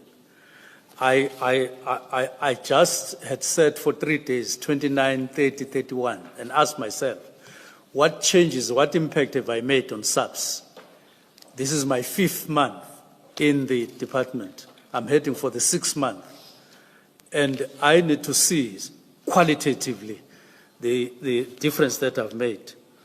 And then I wrote these directives wanting to select just 3 issues that would make further impact on the work that we had done, and not come to the department and just stay and not make any difference. And therefore, immediately, I know exactly where it came from. It says... Minister, maybe here is my suggestion. It's page 476. SM20 in your annexures bundle. In my yes. Annexure. So maybe as you are talking, have it in front of you. It will make it easier. Okay. It just comes naturally. It says... Minister, to assist you, if you could pull out your file 2, do you have your file 2 close by? It should be marked 2 of 5. Is it a different... It's not with your statement. Your statement is a standalone file. In another... Okay. There's help coming.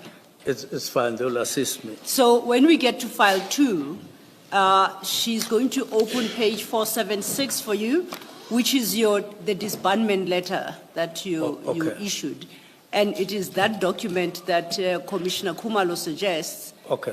When you deal with these aspects, I touch you do on so this. with reference to that document. Thank you. Thank you for guidance. Are you finding it? Okay, good.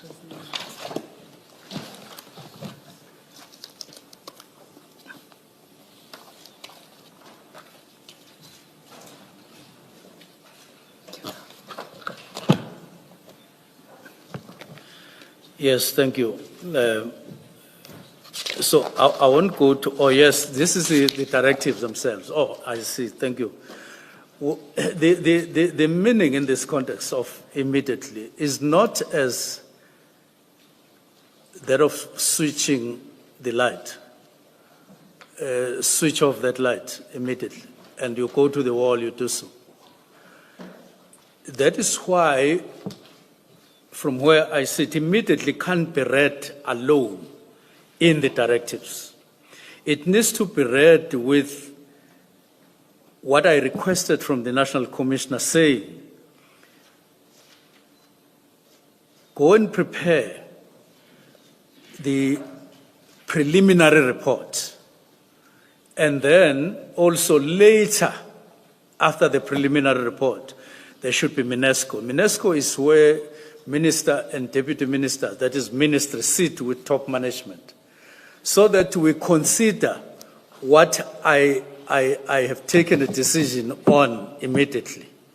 So immediately would then mean the decision has been taken immediately. Then prepare for those two things. So when you read that immediately alone, you remove the preliminary report, and you remove the MINESCO meeting that was attached to that very directive, immediately loses meaning as in the directive. I'm sorry, Minister. I want to understand your use of immediately. What do you say immediately relates to? Does it relate to the disbandment, that is disbandment immediately? If not, what do you say it relates to? I'm not sure I understood you. It relates to a decision having been taken. So saying to the National Commissioner, take note that the decision has been taken immediately. The decision. So it is you that acted immediately. Maybe let me put it like this to explain. It doesn't say, for instance, with immediate effect. It says immediately, meaning this decision has been taken immediately. So the way I'm sitting, I think the two mean the same. But in the context, especially when you attach the preliminary report, which is not required as of 31, it is required for another date, and then the MINESCO, it clearly sends a message that this immediate is not like switching off.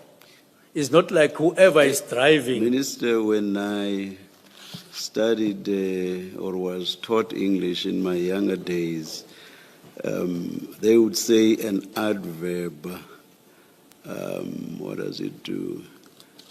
It modifies a verb, I think, and an adjective qualifies a noun. That's the grammar I was taught. So your immediately is an adverb. So which verb in your sentence does it modify or does it relate to? That's where I want to be sure of what exactly you mean. Because as the sentence stands, it follows immediately after the verb disestablished. And ordinarily, I would read that to mean that you want the task team disestablished immediately. So the immediately relates to disestablished. So that's what must happen immediately. Now, with those views and a little bit of grammar insofar as I understand it, can you try to explain and make me understand your use of immediately? It says immediately, yes. Yes. But then, because I understood that immediately is a process, it denotes a process. There would definitely be a process which the National Commissioner needs to speak to or respond to. It is immediately, but pointing to two futuristic events. The preliminary report, if you like, you would say, oh, okay, it's immediately, but not before the preliminary report is presented, or not before the UNESCO, because otherwise what would be the meaning of writing, asking for a preliminary report, if it was not indicating a timeline? It was indicating a timeline. Immediately the decision has been taken immediately. But then the process itself will be as indicated in the letter. Otherwise, I could have written this and stopped it immediately, and it would have given a different meaning. And anyone who says, yeah, what is any other meaning here except exactly what it says, immediately, disband now and everything. But once you say it's like saying pending a preliminary report, pending the UNESCO meeting. But of course, that is immediately. And in the context of government processes, you use these words, but it can't come to a screeching halt, as it were. It will have to. Pardon? I'm saying what you are saying, basically, Minister, is that it could not come to a screeching halt. It wouldn't. All right. It wouldn't. All right, Minister, thank you. I was you. I was not interrogating you. I just wanted to understand your use of immediately. Thank you. Thank you very much. Minister, can I just follow up on that? I do apologize, Mr. No, it's now quite that okay. the Thank chair you. has started there. And it's on the back of this discussion with the chairperson, how you're explaining what you contemplated with the use of immediately. Now, there are two things that you ask the National Commissioner to do. You say he must give a preliminary report on the 20th of January, and then the last act in execution of your decision is a final and closing report that must be submitted to a late meeting in January 2025. Now, in the interim report, in the light of this discussion with the chair, what did you expect to see in the implementation of this instruction? What do you expect to see in the interim report? I was expecting just any kind of a response that would give effect to the directive. If not, any other response from the National Commissioner. And I must say, I've done this even in other departments a few times, even in a meeting, to say, DG, we've taken a decision now. We have immediately taken a decision. And I would even ask, how long would it take you? A week? I'm the first one normally to say a week. And DG would say, Minister, 2 weeks. And I would say fine. Because I've come to understand how officials of government work. They work very hard, but not without one form or the other of relaxing. Sometimes in a situation where you really feel the pressure yourself. So I was expecting that National Commissioner would respond. That is the word. He would respond to the directive. But in particular, indicating how this would be given effect, how it would happen from his perspective. Simply because even if I left it in earlier where I was explaining the powers of the minister vis-a-vis the powers of the National Commissioner, but they are the two sides of the same coin. Yes. And, okay, I note what you say. I guess we'll have a further discussion. And then you've told us what you would expect, you were expecting to see in the interim, in the preliminary report. And then in the final report, which must come in January still, it's a Yes. close-up report. What do you expect to see there? I was expecting to see, first get the outcome of the preliminary report. Depending on the preliminary report, then we'll move to the final. I knew that this is quite a tight time frame, but it was deliberate, just to highlight the urgency, to highlight the importance, to highlight what I wanted to draw the attention of the department to right at the beginning of the year. I knew that, as usual, there would be flexibilities in the process. At one point, as an example, I wanted us to hold a workshop, a 3-day workshop, in February or so. But as time went on preparing, they then said, management said, no, Minister, let's hold this workshop in March or something like that. Even the summit, police summit, we didn't hold it at the time that I had indicated first, or we had indicated first as minister. We held it much later. It happens quite frequently that as minister, you want this period and you pronounce it. But then the officials, when they implement, when they operationalize, they find that they come back to you, they propose a different time frame. It happens quite frequently, and I hope not just me alone, all of us. So that, I'm sorry. Okay. I'm sorry, Minister. Okay. No, I was going to hand back to Ms. Sill. I just wanted clarification of what you were contemplating, and I note your explanation. I guess we'll have further discussion about it. But I think I'll hand back to your evidence leader. Ms. Sillo, just to say, this does not mean that we have started engaging. Indeed. Just sought clarity. No. And my colleague Commissioner Kumalo says that he too wants something clarified. We will. And I just wanted to point out that I think when Commissioner Baloyi indicated she wanted to say something, and I do appreciate that we haven't finished that session where the minister gives his version. But at the same time, it is necessary that we introduce some logic to how we approach things.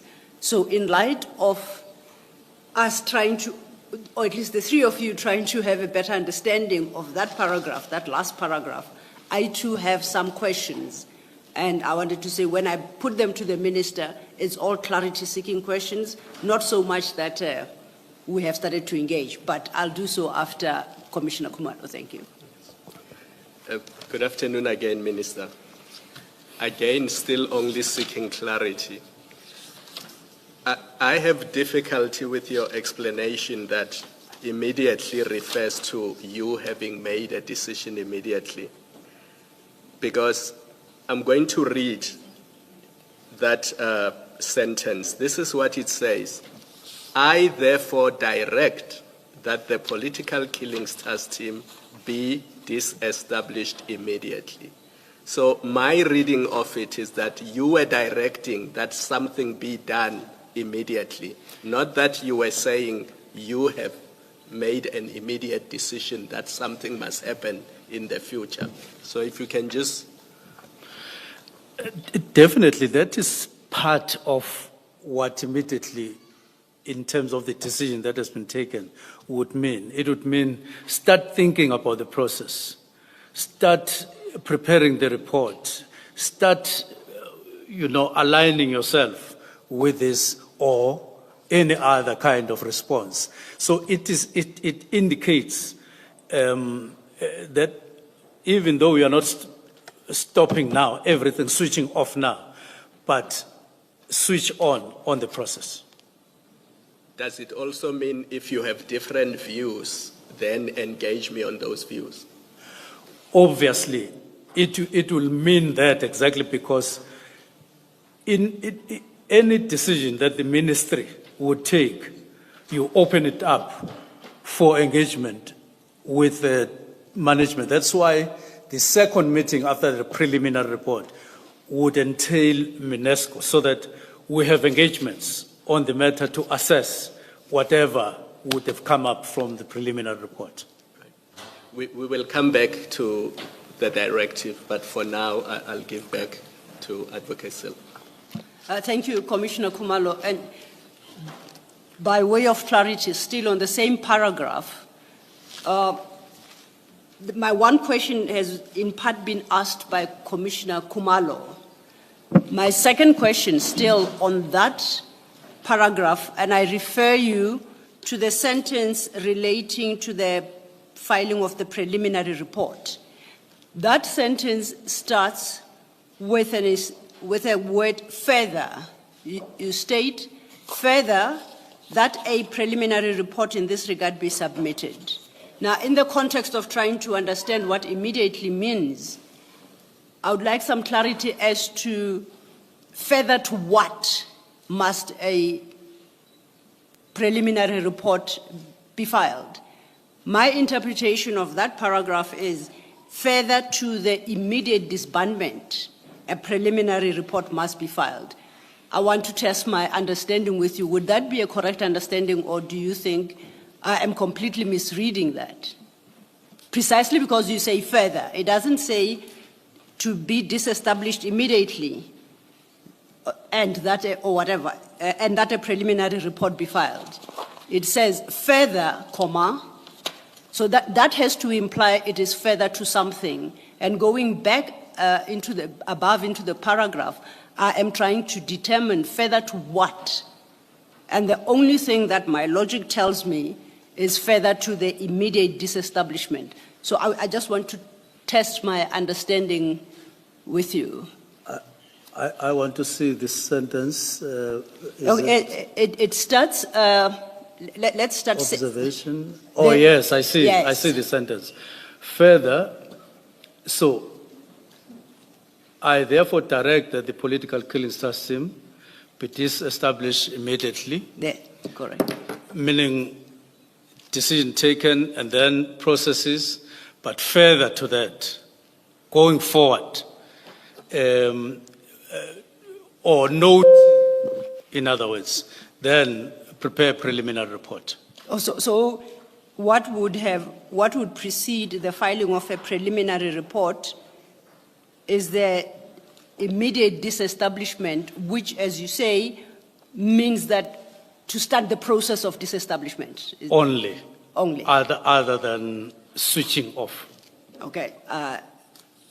I'm clarified about the meaning you attach, as I guess as the Commissioner pointed out, Commissioner Khumalo. Perhaps we shall revert to this paragraph over the course of today and tomorrow. But in the meantime, I am aware that you have not completed your version, putting forward your version, and I'm not laying the blame at your doorstep, Minister. I accept that perhaps an engagement started earlier than you had anticipated to finish that exercise.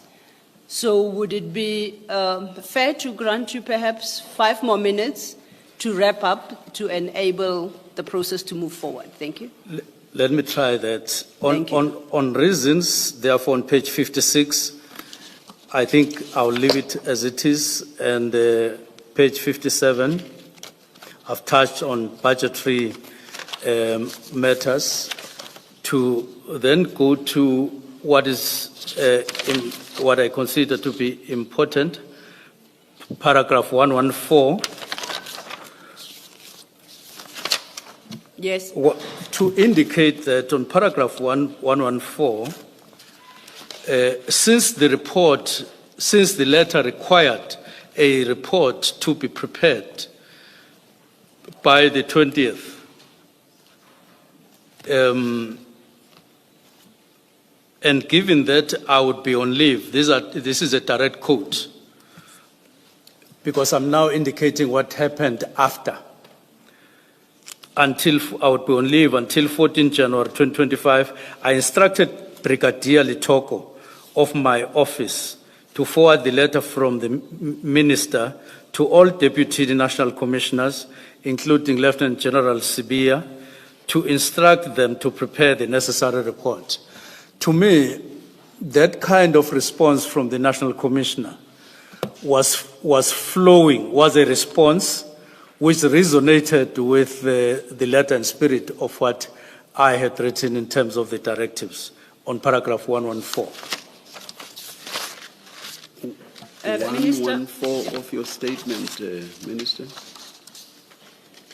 It's, oh, is it? It can't Yes, be. I'm reading. I see that it's 58, 56, 57. Minister, may I don't know what invite you happened, to but- page 59 of your statement, page 59, Yes. and if you have regard to paragraph 176.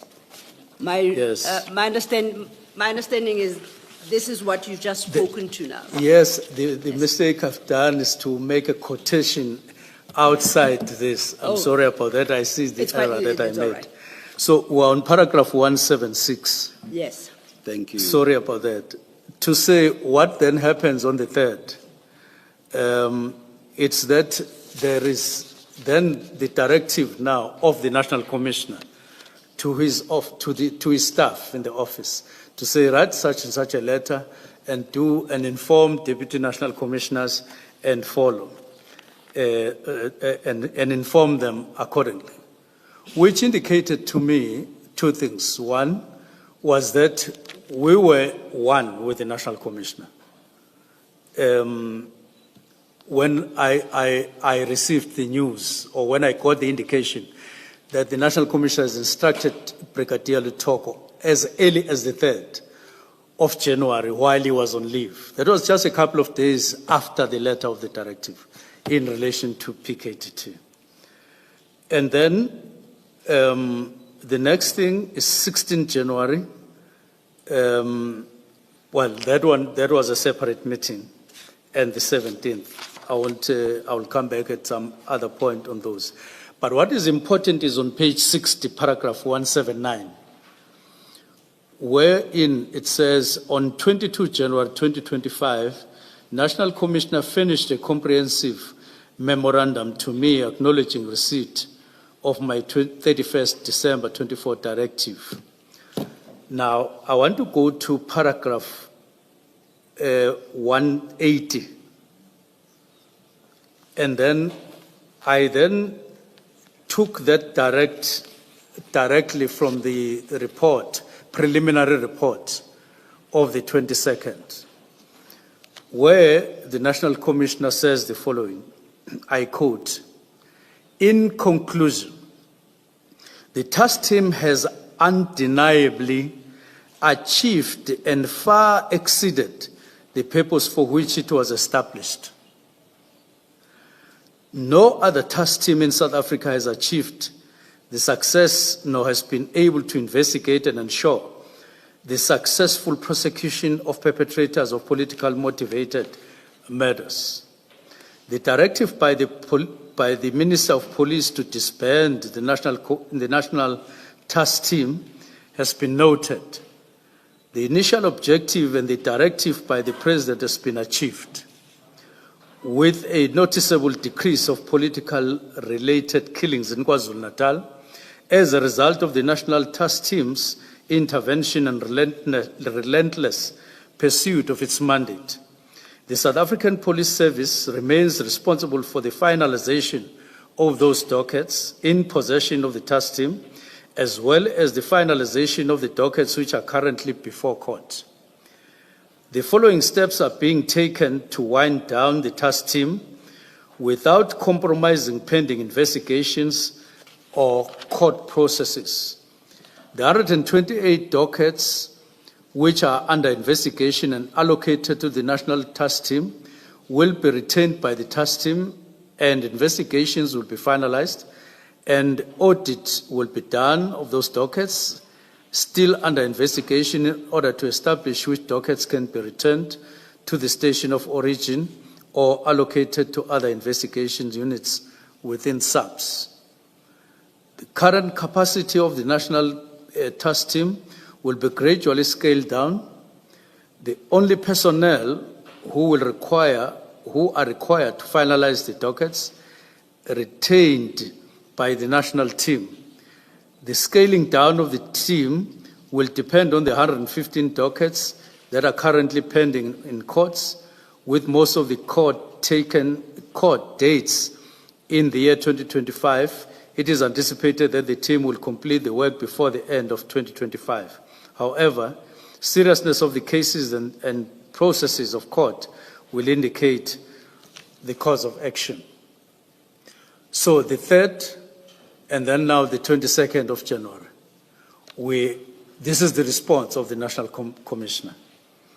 And this is what I would have expected, and or any other kind of response. So what is evident here is from the disbandment report is that General Masimula indicates clearly in black and white that the objective has been achieved and what would then happen. But in particular, there was never an objection to the directive. So the letter as a whole, no, the preliminary report as a whole, doesn't indicate any objection whatsoever. He supported the directive in full.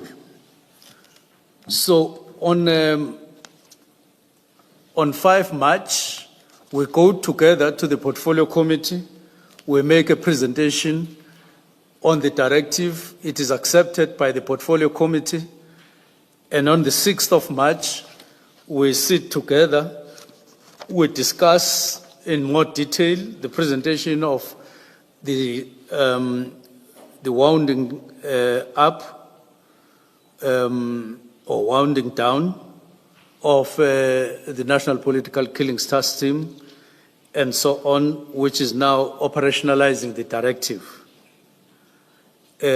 All of that indicated that we were together, even on the meeting of the 7th, even though there was the additional docket, which was no longer in line with what we had agreed on the 6th. But the principle remained, it was never reversed, that what the National Commissioner indicated is being followed by all of us.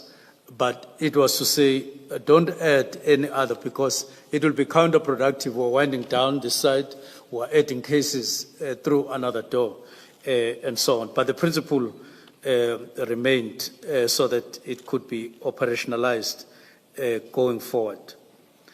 Now, I am now exactly where I'm supposed to stop, and I want to then close by saying, in the whole of this, the message that I was convinced with as we went towards December, and the lesson that I learned and the principle that I adopted and would want to stand by is that matter is matter. And that the shift from ordinary people on the ground, wherein we are seen to be servicing them, instead of being seen to be servicing people up the hierarchy at their expense, or be seen to believing them, is exactly what we are all complaining about, that we are creating an element of elitism in government, and we are creating distance. Those of us who happen to be in government for that time being, we cut ourselves out of the people.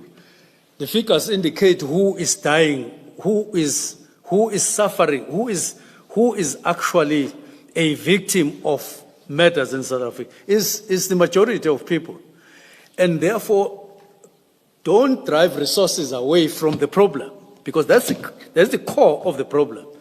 Don't drive this service, don't drive this objective of stopping what is happening in the interest of a few people who, by the way, matter, but not more than the majority of people in South Africa. That is a principle that drove me and I embodied when I was writing this letter. And I sought to make a difference in the portfolio by following that particular principle, even if it would sort of be seen to be swimming against the tide in terms of the sentiment, the general sentiment. And I said, I shouldn't be taken away from a principle in favor of a sentiment that would subject the majority of people and would make me ask a question that I couldn't answer. I thank you very much, Commissioners. Thank you, Minister. Minister, did you ever hold a meeting and have a discussion with the National Commissioner of Police and possibly other senior SAPS members with the agenda item being the disbandment of the PKTT? It doesn't matter if there were possibly other agenda items, but the disbandment of the PKTT being a focal point. Did you ever have such a meeting? On the 1st of November, we discussed this matter, and I think there are attachments that point to the content of our discussion on the day. But it was not disbandment; it was review of the PKTT. And on the 22nd, it was the same, because at that time. Apologies, Minister. Perhaps let's work through that answer with reference to the actual annexures. You referenced the meeting of the 1st of November.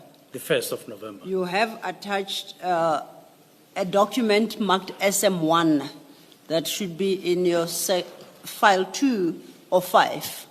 That should be the first document in that file.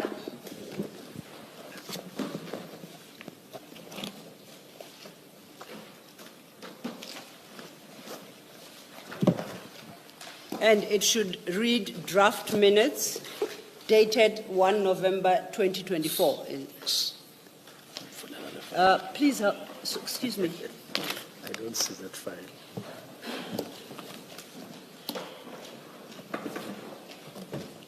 I don't want to take a lot of time. Page 1.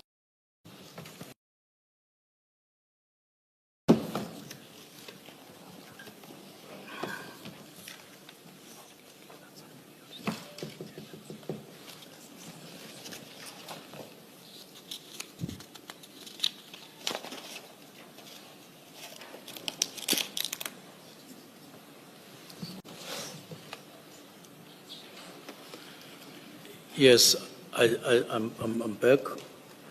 Yeah, I was just drawing your attention. In response to the chair's question, you started with a meeting of the 1st of November. And I was pointing out that your annexure SM1 states that it's a draft minute of the meeting of the 1st of November. Ms. Silo, maybe check that the minister has got the right file. It looks like he's got the wrong document in front of him. It should be 2 of 5. The minister's annexures, 2 of 5. And in fact, you should have a tab marked SM1. I don't see SM1. That's it. Oh, yeah. Thank you, Commissioner Baloyi. Page? The actual minute starts at page 96. Okay. And you Yes. see, it's, Yes, okay. I see. So- I see those paragraphs. Thank you, Minister. Yes. I understood your answer. You'll correct me if I'm wrong. Yes. Your answer to my question whether you ever had a meeting, an agenda item of which was specifically the disbandment of the PKTT. I understood your answer to be that there never was such a meeting, but that at the meeting of 1 November 2024, what was discussed was the review of, amongst others, the PKTT. Did I understand you correctly? Correct. Yes. Indeed, let me take you to page 99 of the document you've just been referred to. I want to show that what is in there actually accords with your answer. I'll read the second paragraph after the bullet. So at the top you have the bullet point, Yes. and then you have the paragraph that follows. I'm going to read the next paragraph. It says, the minister further indicated that there must be reconsideration and review of certain capabilities, such as the political killings task team, which are primarily about address serious crimes. There's something wrong there.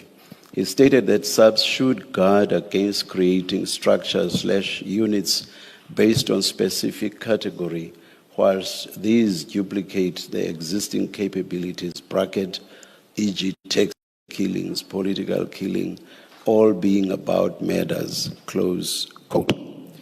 So I'm saying that this actually accords with your answer. Now, let's move on.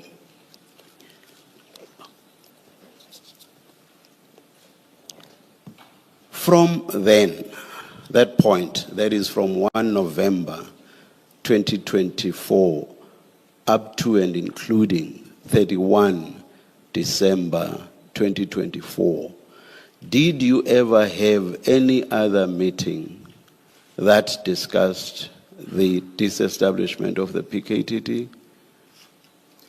We had a more or less similar meeting Similar, meaning still a review, on the 22nd. still about a review. Yes.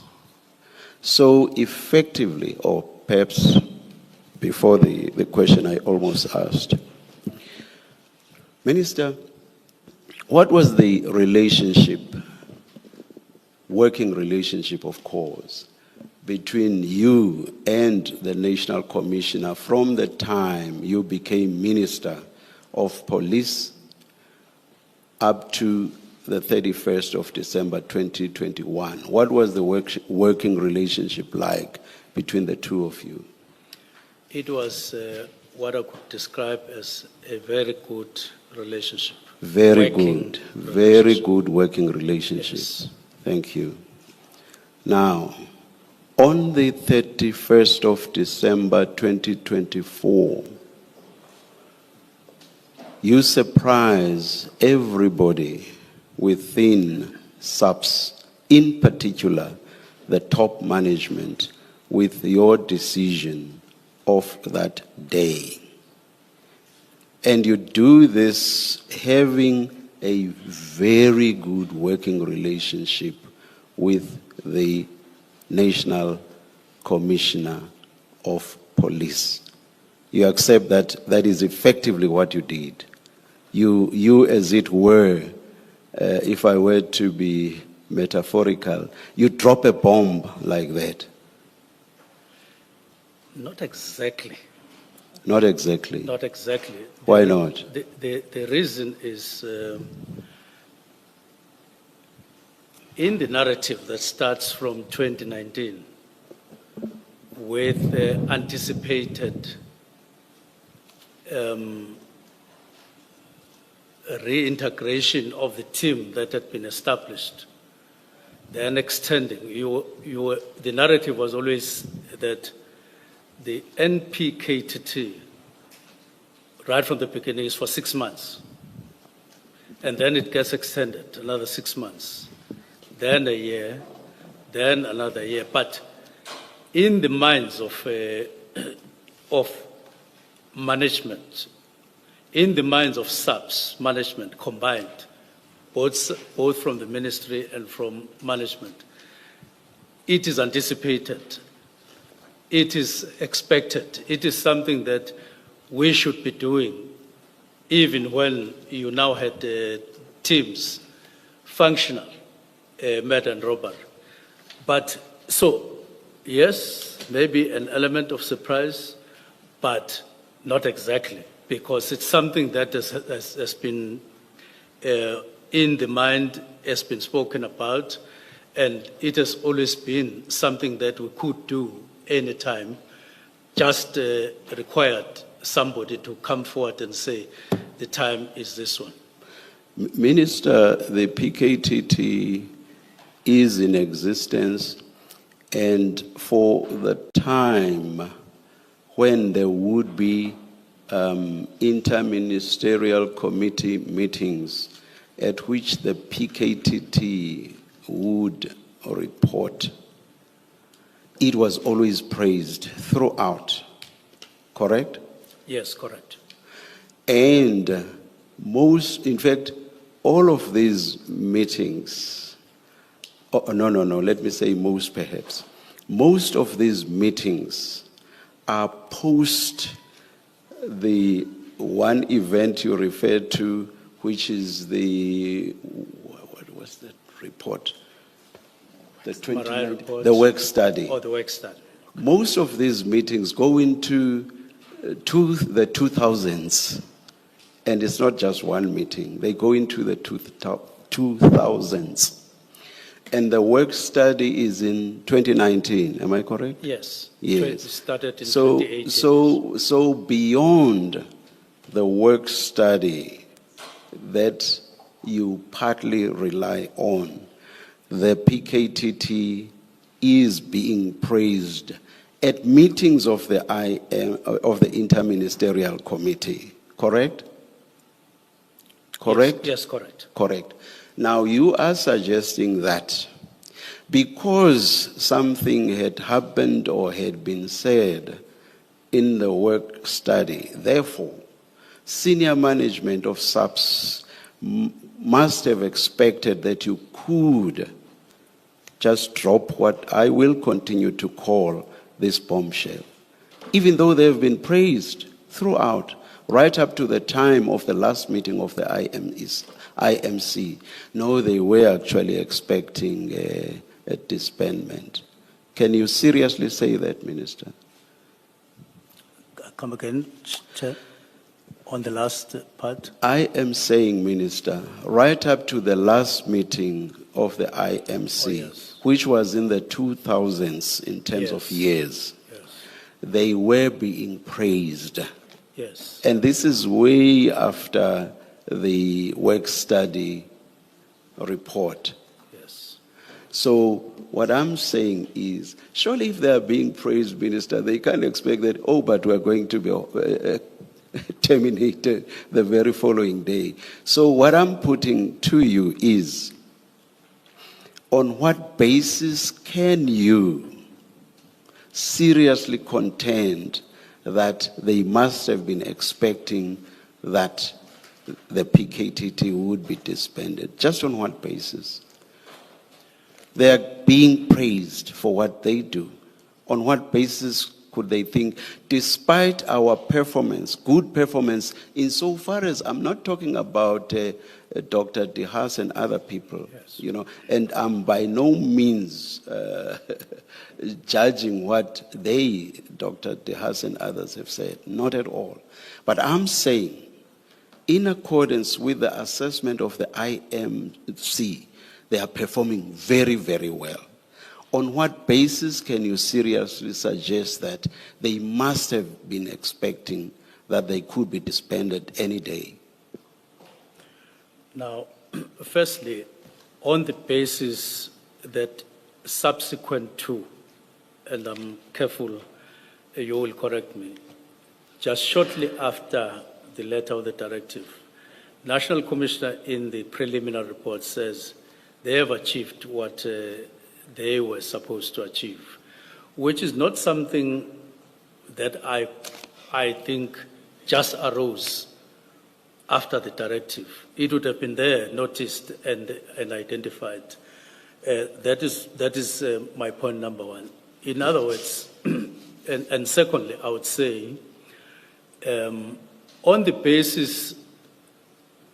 basis that, therefore, they would have been seen even by management not only to have performed very well and commended, but have achieved what they were set up to achieve. And this is backed by stats, the deterioration, the decrease, substantive decrease, especially in 2023, of political matters, indicated by stats, down to 11, and 2024 down to 7 matters. So, and though on the basis, sheer basis of the problem or the challenge for which they were established, and then discussions in the meetings in November, there would have been that kind of understanding that they have achieved their role. Minister, I have a serious difficulty with that answer. You see, if you were giving us that answer having consulted with them and they had said this before you took the decision, your answer would make sense. Your answer does not make sense because it's something that you get to know after you had taken that decision. So on that basis, I say, or I suggest to you, Minister, that your answer does not make sense. Would you accept that? You knew nothing about what General Masemula would say after you had taken that decision. So that means nothing insofar as your decision is concerned. Do you accept that?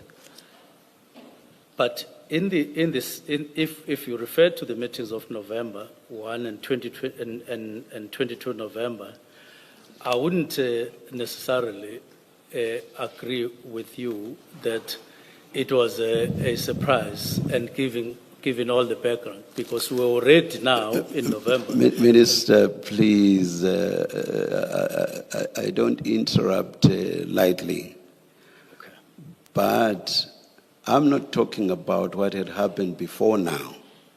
I am asking a question that relates to what you say happened after you had taken your decision. So I do not see how you now go back. I'm saying, your answer that General Masemula says, what the PKTT was set up to achieve had been achieved, sort of aligns with your decision. So I'm saying that answer to my question does not make sense, because what General Masemula says post the taking of your decision could not have been a factor in your mind or could not in any way have informed your decision, because you get to hear of it after you had taken your decision. So I suggest to you that the answer to my question does not make sense. Do you get me now? Do you get me? I get you very clearly. Do you agree with my suggestion to you? I would say the answer to your question lies not necessarily on the meeting, on the preliminary report on the 22nd January. It lies in the meetings in November, before I wrote the directive, of the 1st of November, the 22nd of November, even though it was not directly a disbandment, but the answer lies there, that there is this review, there is this discussion, there is this anticipation. Was a point, Minister, ever reached at the November meetings? Pardon? Was a point ever reached at the November meetings? November meetings which were about a review, Was a point ever reached at those meetings or at any other meeting before 31 December 2024 that there should be disbandment? Was such a point ever reached? My argument, oh, sorry. Was such a, please, not an argument, just a response to that question. And it's a very simple one. And a yes or no could do, unless you must explain. Was such a point ever reached, Minister, that there should be disbandment? I would say many times, Commissioner, Before 31 December 2024? in the sense that When you are the minister, I'm talking about when you are the minister, let's forget about the work study. Okay. And I don't even agree that there was anything that there should be a disbandment even there. But anyway, the November meetings up to 31 December 2024, was a point ever reached? So I'm giving you a timeline.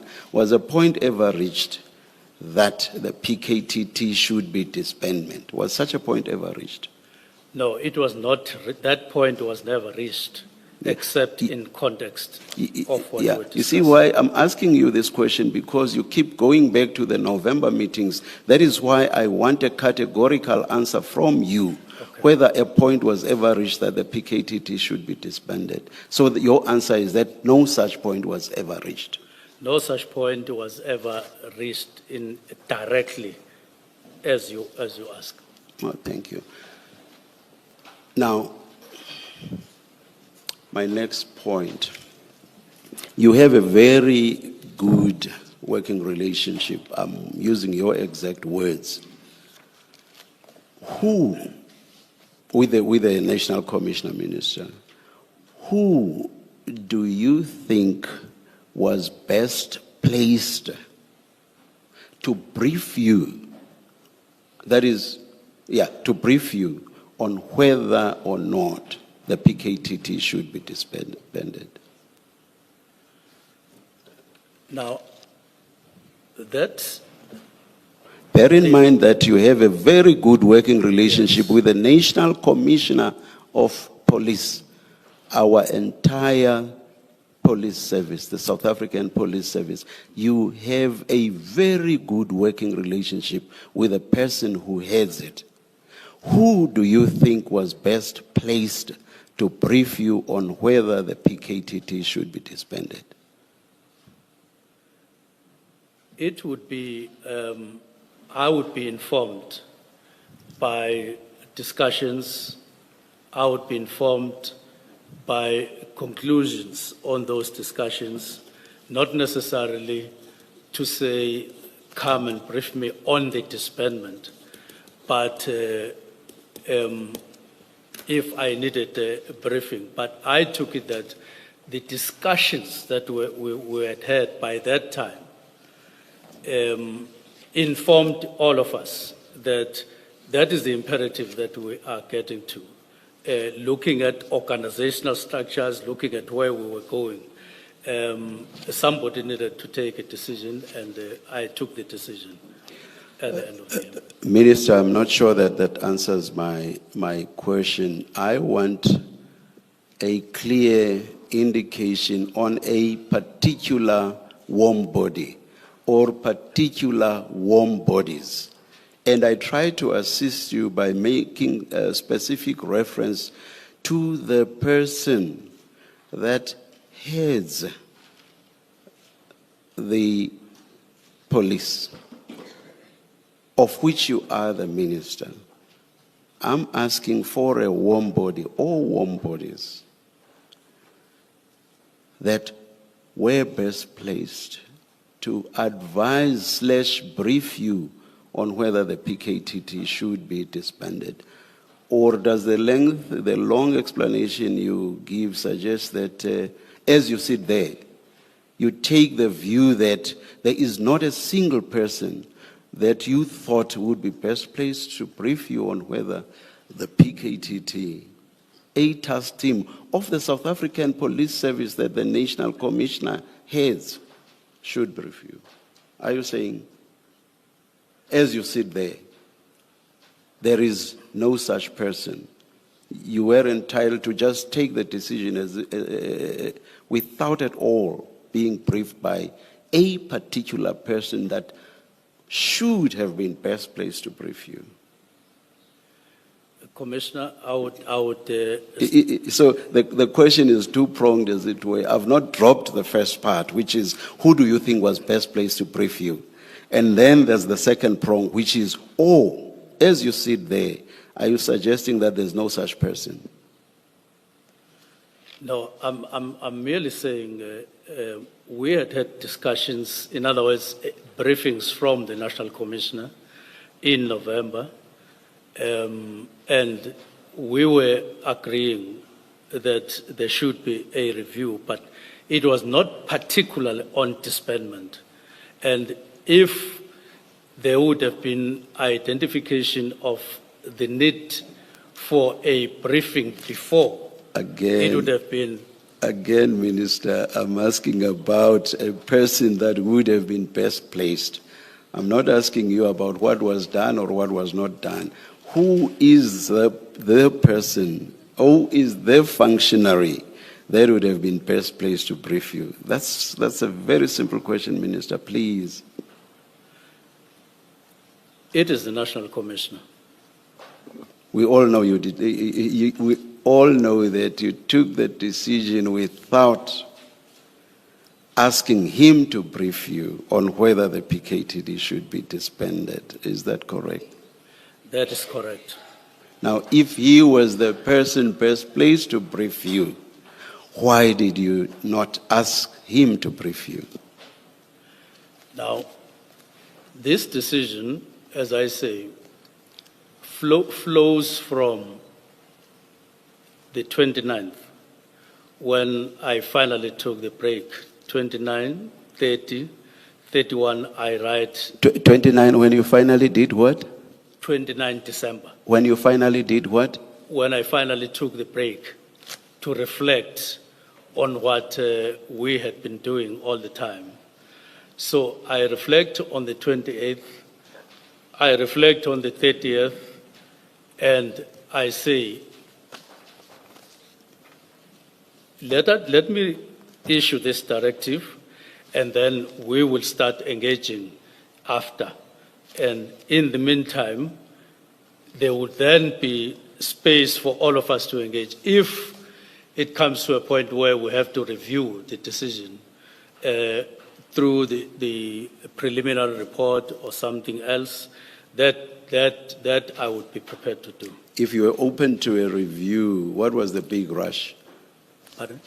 If you were open to a possible review which could have resulted in the reversal of the decision, what was the big rush? You say 29, 30, 31, you decide. What was the big rush? What was the big rush, Minister? The rush, yes, if I could use your words, Commissioner, was to give an indication that what was supposed to have happened before and the wrongs that were going on in terms of budgeting and so on, let us discuss those at the beginning of the year, but the decision is being taken that we disband, and so that we now focus on the decision, whether we agree, all of us, on this, or we don't agree, it would be fine. I was flexible and I was open to that decision, but don't postpone taking a decision at the time that you think you need to take a decision. And I didn't see anything wrong in taking the decision, but open and flexible to whatever that could come after the engagements.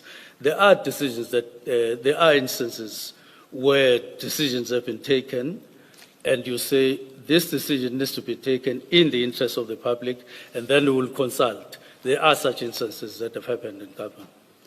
Minister, I still don't understand that explains the big rush, especially if you say that you were open to being convinced that the decision ought not to have been taken.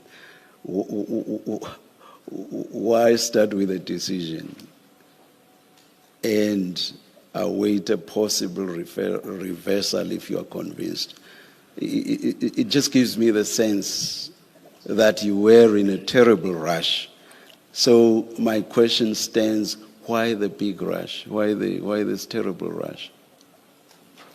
I wouldn't. I don't understand. Yeah, I wouldn't necessarily say it was a big rush. It merely was an exercise of the power to issue a directive, which I could use and then have a discussion. I didn't see anything wrong with a decision and then we discuss. Minister, ministers don't issue directives for directives' sake. Why could you not rather say to the National Commissioner, National Commissioner, I am minded to disband the PKTT.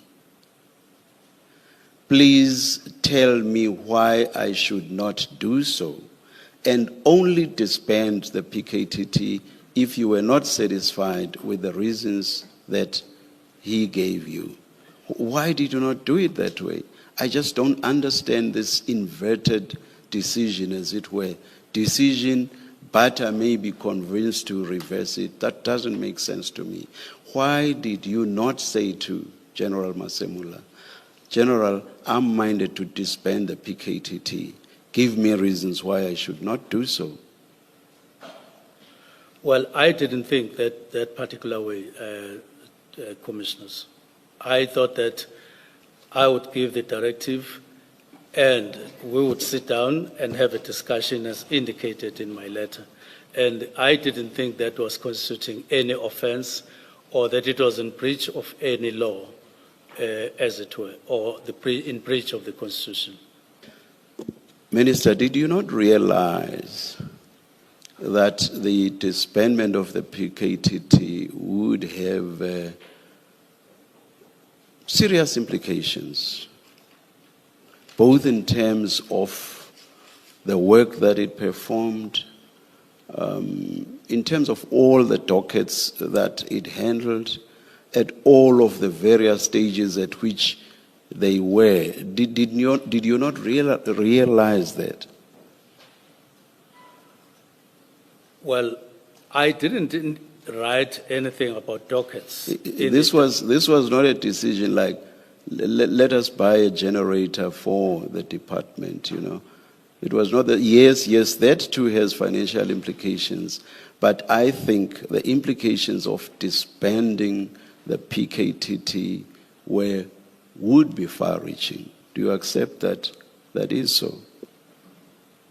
I didn't indicate anything about dockets because I understood that when I issued the directive, it doesn't have immediate implications on what was happening in relation to dockets, and it wouldn't have, because that would be a subject of discussion in the preliminary report and subsequent meetings that would take place. This was a mere decision to say, let's start the process of engagement, in other words. Insofar as you were concerned, the effect of your decision would be down the line, as it were. That the effect of my decision would be assessed properly, engaged on after the decision in the preliminary if report. It were to take effect, and I'm saying if it were to take effect because you say there could have been the possibility of a reversal. So if it were to take effect, it would take effect down the line. Do you accept that? If there would be... If your decision were to take effect, it would take effect down the line. Do you accept that? Yes, I accept that. Yes. This takes me back to my question as to, it's not as if once you said disbanded immediately, your decision would take effect immediately. So if that were the case, I go back to my question, Why did you rush and say disbanded immediately? Why did you not invite input on whether there should be a disbandment at all? Commissioners, the letter itself, as I've indicated, clearly got written with a fair space for engagement. As I said before, it was not to say stop everything as of now, minding that it was 31st of December, and it says, let's engage through the preliminary report. Exactly my point. Yes. Exactly my point. Why not engage before? Why rush to the decision to disband immediately? Exactly my point, Minister. But I will move on.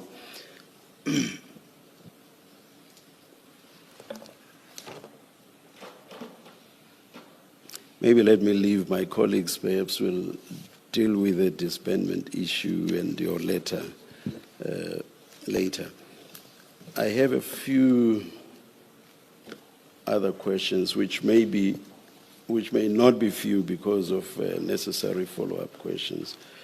General Sintumule told us that there are more than 10 task teams nationally. Do you accept that this is indeed so, Minister? Agreed. Thank you. Is there any other task team that you have disbanded? There is a unit, not a task team, that we disbanded, the Police Inspectorate. I'm talking about a task team, Minister. Is there any other task team that you have disbanded? There is no other task team that we disbanded because the only one that we could talk about was MPKTT, because the other ones were established by National Commissioner and they fell within his purview.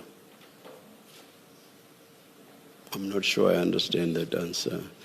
I read your statement, Minister, to say that you can operate even in the, or put it this way, you say that this idea that you cannot play a role on operational matters is incorrect. You say so in your statement.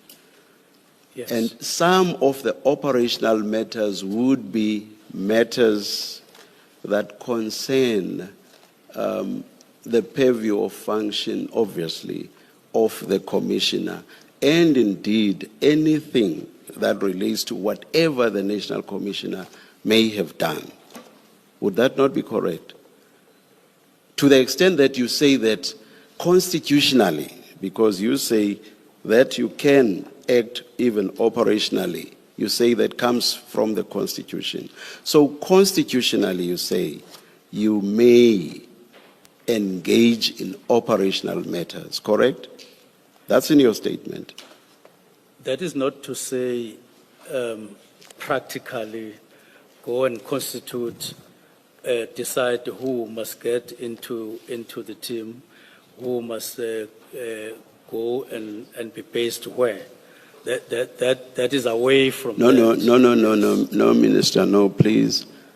I'm just saying, you say in your statement that the Constitution empowers you to play a role even in operational matters. Does your statement not say so? It says so, but in italics. Sorry? It says so in italics, and I want to emphasize that it meant that you... So you may all right, let me listen, yes. Let me listen, Minister, yes. Yes. It was to say that while you have your constitutional duties and as identified by the Constitution, and the National Commissioner has his duties, but you don't operate with the Chinese wall between yourselves. It is the two sides of the same coin, as I indicated. Therefore, when exercising your duties, you are aware of how they will impact practically, or yes, practically. So you are saying then, Operational, Minister, yes. oh, sorry. Yes, operational. Operation. So you are saying, I'm taking you back to your point about not having disbanded any other task team. So effectively, you are saying that even if a task team may be operating in the most criminal and horrendous manner, you would never ever disband it purely because it was set up by the National Commissioner. No, I'm not saying that. There would be an engagement, there would be a discussion to say what is happening here, and let us discuss what we are getting in terms of what this task team is doing or what is happening around this task team, either because it gives us bad image or for whatever reason. Then we would engage, because that would be a task team established in terms of 11(2)D. And if the National Commissioner dug in his heels, you would throw your hands up in the air and say, I'm not disbanding this task team because it was established by the National Commissioner. Not at all. We would engage further. No. Let's take you to the very end point where even you are satisfied that further engagement is not going to take you anywhere. So the National Commissioner is digging in his heels. You would throw your hands up in the air. Not at all. It would mean that we are now incompatible. And because the National Commissioner is appointed by the President, I would go to the President to say we are becoming incompatible with the National Commissioner based on 1, 2, 3. And then he takes a decision. I will leave it at that because I was tempted to say, and then a new National Commissioner is appointed, and that National Commissioner is happy with the existence of that task team, but I will leave it there. Because I just want to test this idea that you can only disband task teams that have been created by whom, by the way? Yes, you can only... Task teams created by whom? Yes, you can only disband the task team as minister. Created by whom? Created by first. Because you, the minister, cannot create any task teams. No, I'm saying this one, as I say, was not created by the National Commissioner. It was created through the intervention of the President, then the task team, the interministerial, and then deciding that there should be a mechanism. But that's what informed the decision. But Yes. the actual creation would have been in terms of statute, and where would that be? It would be in SAPS, and it must have been by the National Commissioner ultimately. It may have been informed by what the President said, that filtering down to the IMC, then that filtering down to the National Commissioner. So this must have been created by the National Commissioner as well. Because statutorily, there is no way that something called an interministerial committee could, as a matter of law, set up a task team. That is not possible. They took a decision, commissioners, that there should be a mechanism in the form of a task team. But the actual creation in law, the Yes. actual creation in law would have been by the National Commissioner. Operationally. He would be operationalized. But in law, Minister, it would have been created by the National Commissioner, in law. Yes, it would have, the creation would have been informed by the IMC decision, but in law, the actual creation would have been by the National Commissioner. I see You see, what I'm testing here is this idea that in law, there are some task teams that are created by I don't know whom, and others that are created by the National Commissioner, and that those that are created by whomsoever, you are entitled to disband. But those that are created by the National Commissioner, you cannot disband. I don't understand that as a matter of law. Anyway, let me move on, Minister. But I want to put just one point, that this one, NPKTT, the decision was through a directive of the executive side of government, and then it was operationalized. These other ones, National Commissioner can take a decision to establish and to disestablish. It has nothing to do with the directive of the executive. I'll move on, Minister. You say the PKTT expenditure could not be justified. Did you compare it with the expenditure of other task teams? No, we were dealing with the overall allocation of the budget, and I only complained about the management, the way we were managing the budget and allocating it. I did talk about less expenditure on detectives, less expenditure on other enablers. So it was not necessarily to be confined to a particular task team. It was spread in the whole organization to say we are not allocating the resources correctly here and here. Minister, you have said the expenditure of the PKTT was not justified. I'm asking you a simple question. Did you compare that expenditure with the expenditure of other task teams? It's a simple question. Did you or did you not? No, I didn't compare it with other task teams, but I do want to say the reason to remove the police inspectorate was exactly the same as that of the task team, the National Political Killings Task Team. So, Minister, for all you know, the expenditure of other task teams could well have been significantly higher than that of the PKTT. Come again? For all you know, the expenditure of the other task teams could well have been significantly higher than that of the PKTT. Or could be less. But could be significantly higher also. And could be significantly No. Do you accept the possibility I'm positing to you, Okay. Minister? Do you? Yes. Thank you.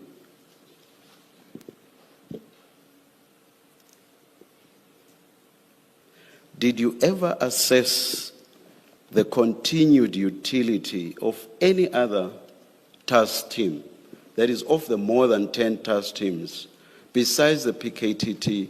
Did you ever assess the utility of the others, continued utility of the others? Not exactly, but I'm saying it was in the form of assessing the organizational structures, all of them, and not necessarily one by one. Because even the PKTT, we didn't necessarily approach it as an individual team. We were approaching or defining the problem as that of, from the macro point of view, to say, what is it that we need to do with the structure? What do we need to do with the systems and so on? And as things came, we were then taking decisions as we reflected on what we saw as we were looking at the organization. That is how the inspectorate came in the form of discussion. It was not because we had an agenda item on any day saying, police inspectorate, we are going to be discussing it. It arose in our assessment as we were doing our work. And it came to our attention that there is police inspectorate. And by the way, what is it in the context of optimizing our budget? And later, by the way, what does NPKTT mean in the process of optimizing? And I'm sure there would have been any other that would have come as we process our thinking in terms of optimizing our budget. Last question, Minister. I'm not altogether sure that the last answer answered my question, but I will not press. Last question. Why was the PKTT the first task team to be disbanded? In fact, first and only to be disbanded. But my focus is more on first. Why was it the first task team to be disbanded? Now, I've indicated, Commissioner, that the first to be disbanded was not even a task team. It was a unit. No, I said earlier, let's forget about the inspectorate, which you have said was a unit. I'm Yes. talking task teams, Minister. Yes. Why did you pick on the PKTT to be the first and only thus far, actually, victim of disbandment? Now, we have stated the reasons that in our discussion, our assessment,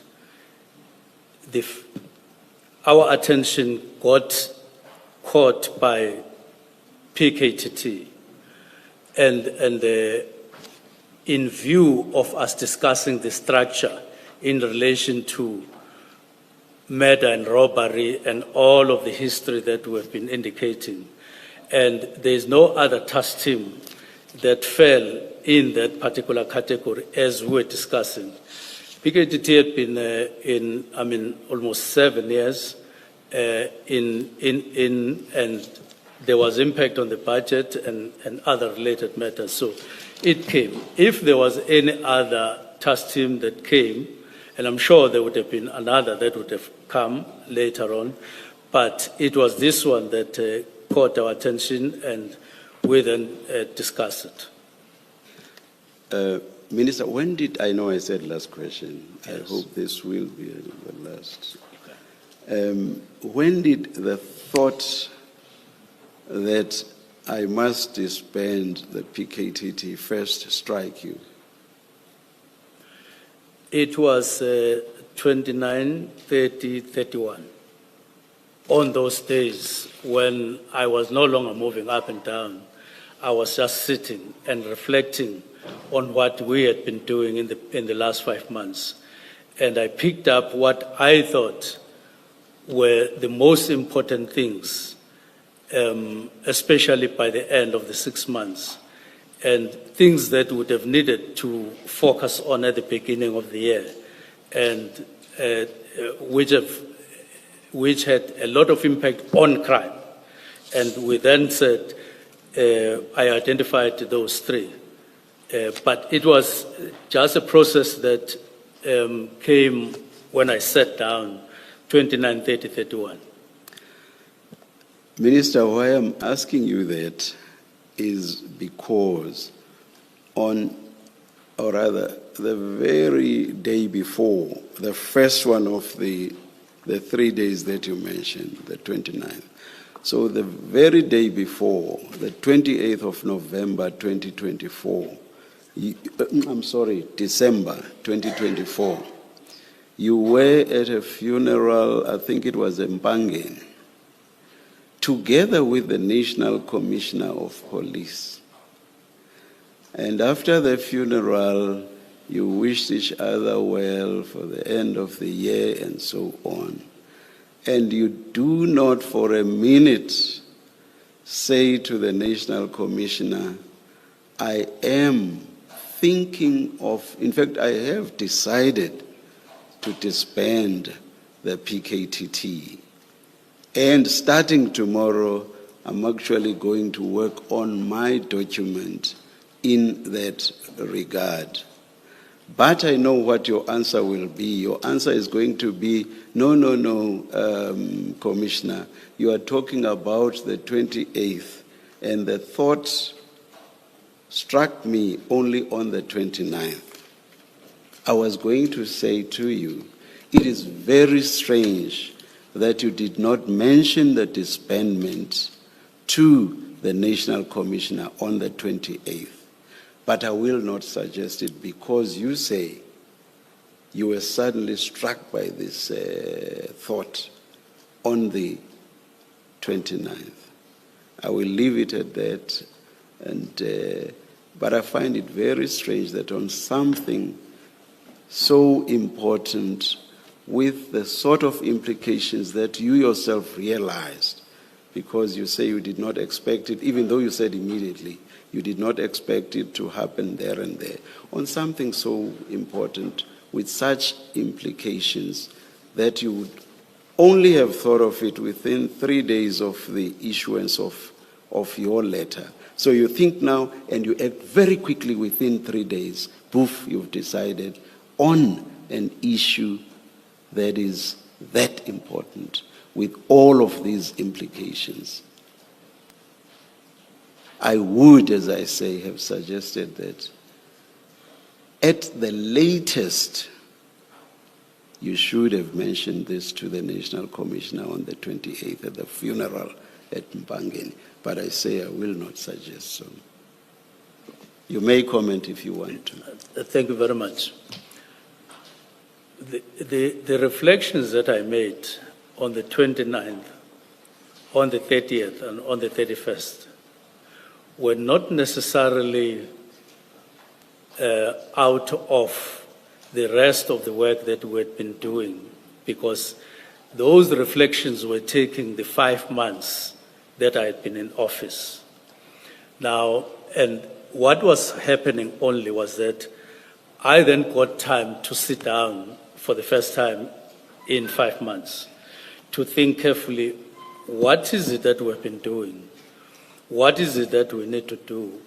What would be the impact, or what has been the impact of what we've been doing? How do we enhance the impact, particularly at the end of 6 months and at the beginning of the year? So all these things come together. I'm seated, I'm not driving the following morning and so on. And then it comes to me that there are 3 things that I need to isolate and highlight that would make an impact in the first 6 months. It is these 3 that I ended up writing in the directive. And so it was not necessarily although on the 28th, as I say, I had no solid, or I had not settled on any particular course of action, if any, until I then said, but whatever I did on the 29th, on the 28th, on the 30th, and on the 31st was merely summarizing what we had been doing in the past 5 months. And then I then isolated these 3 directives and I wrote them. Thank you,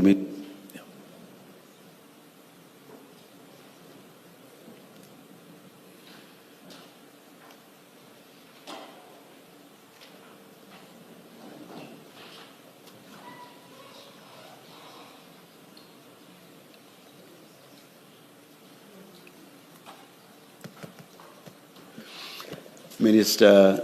We meant to adjourn now at 4 o'clock.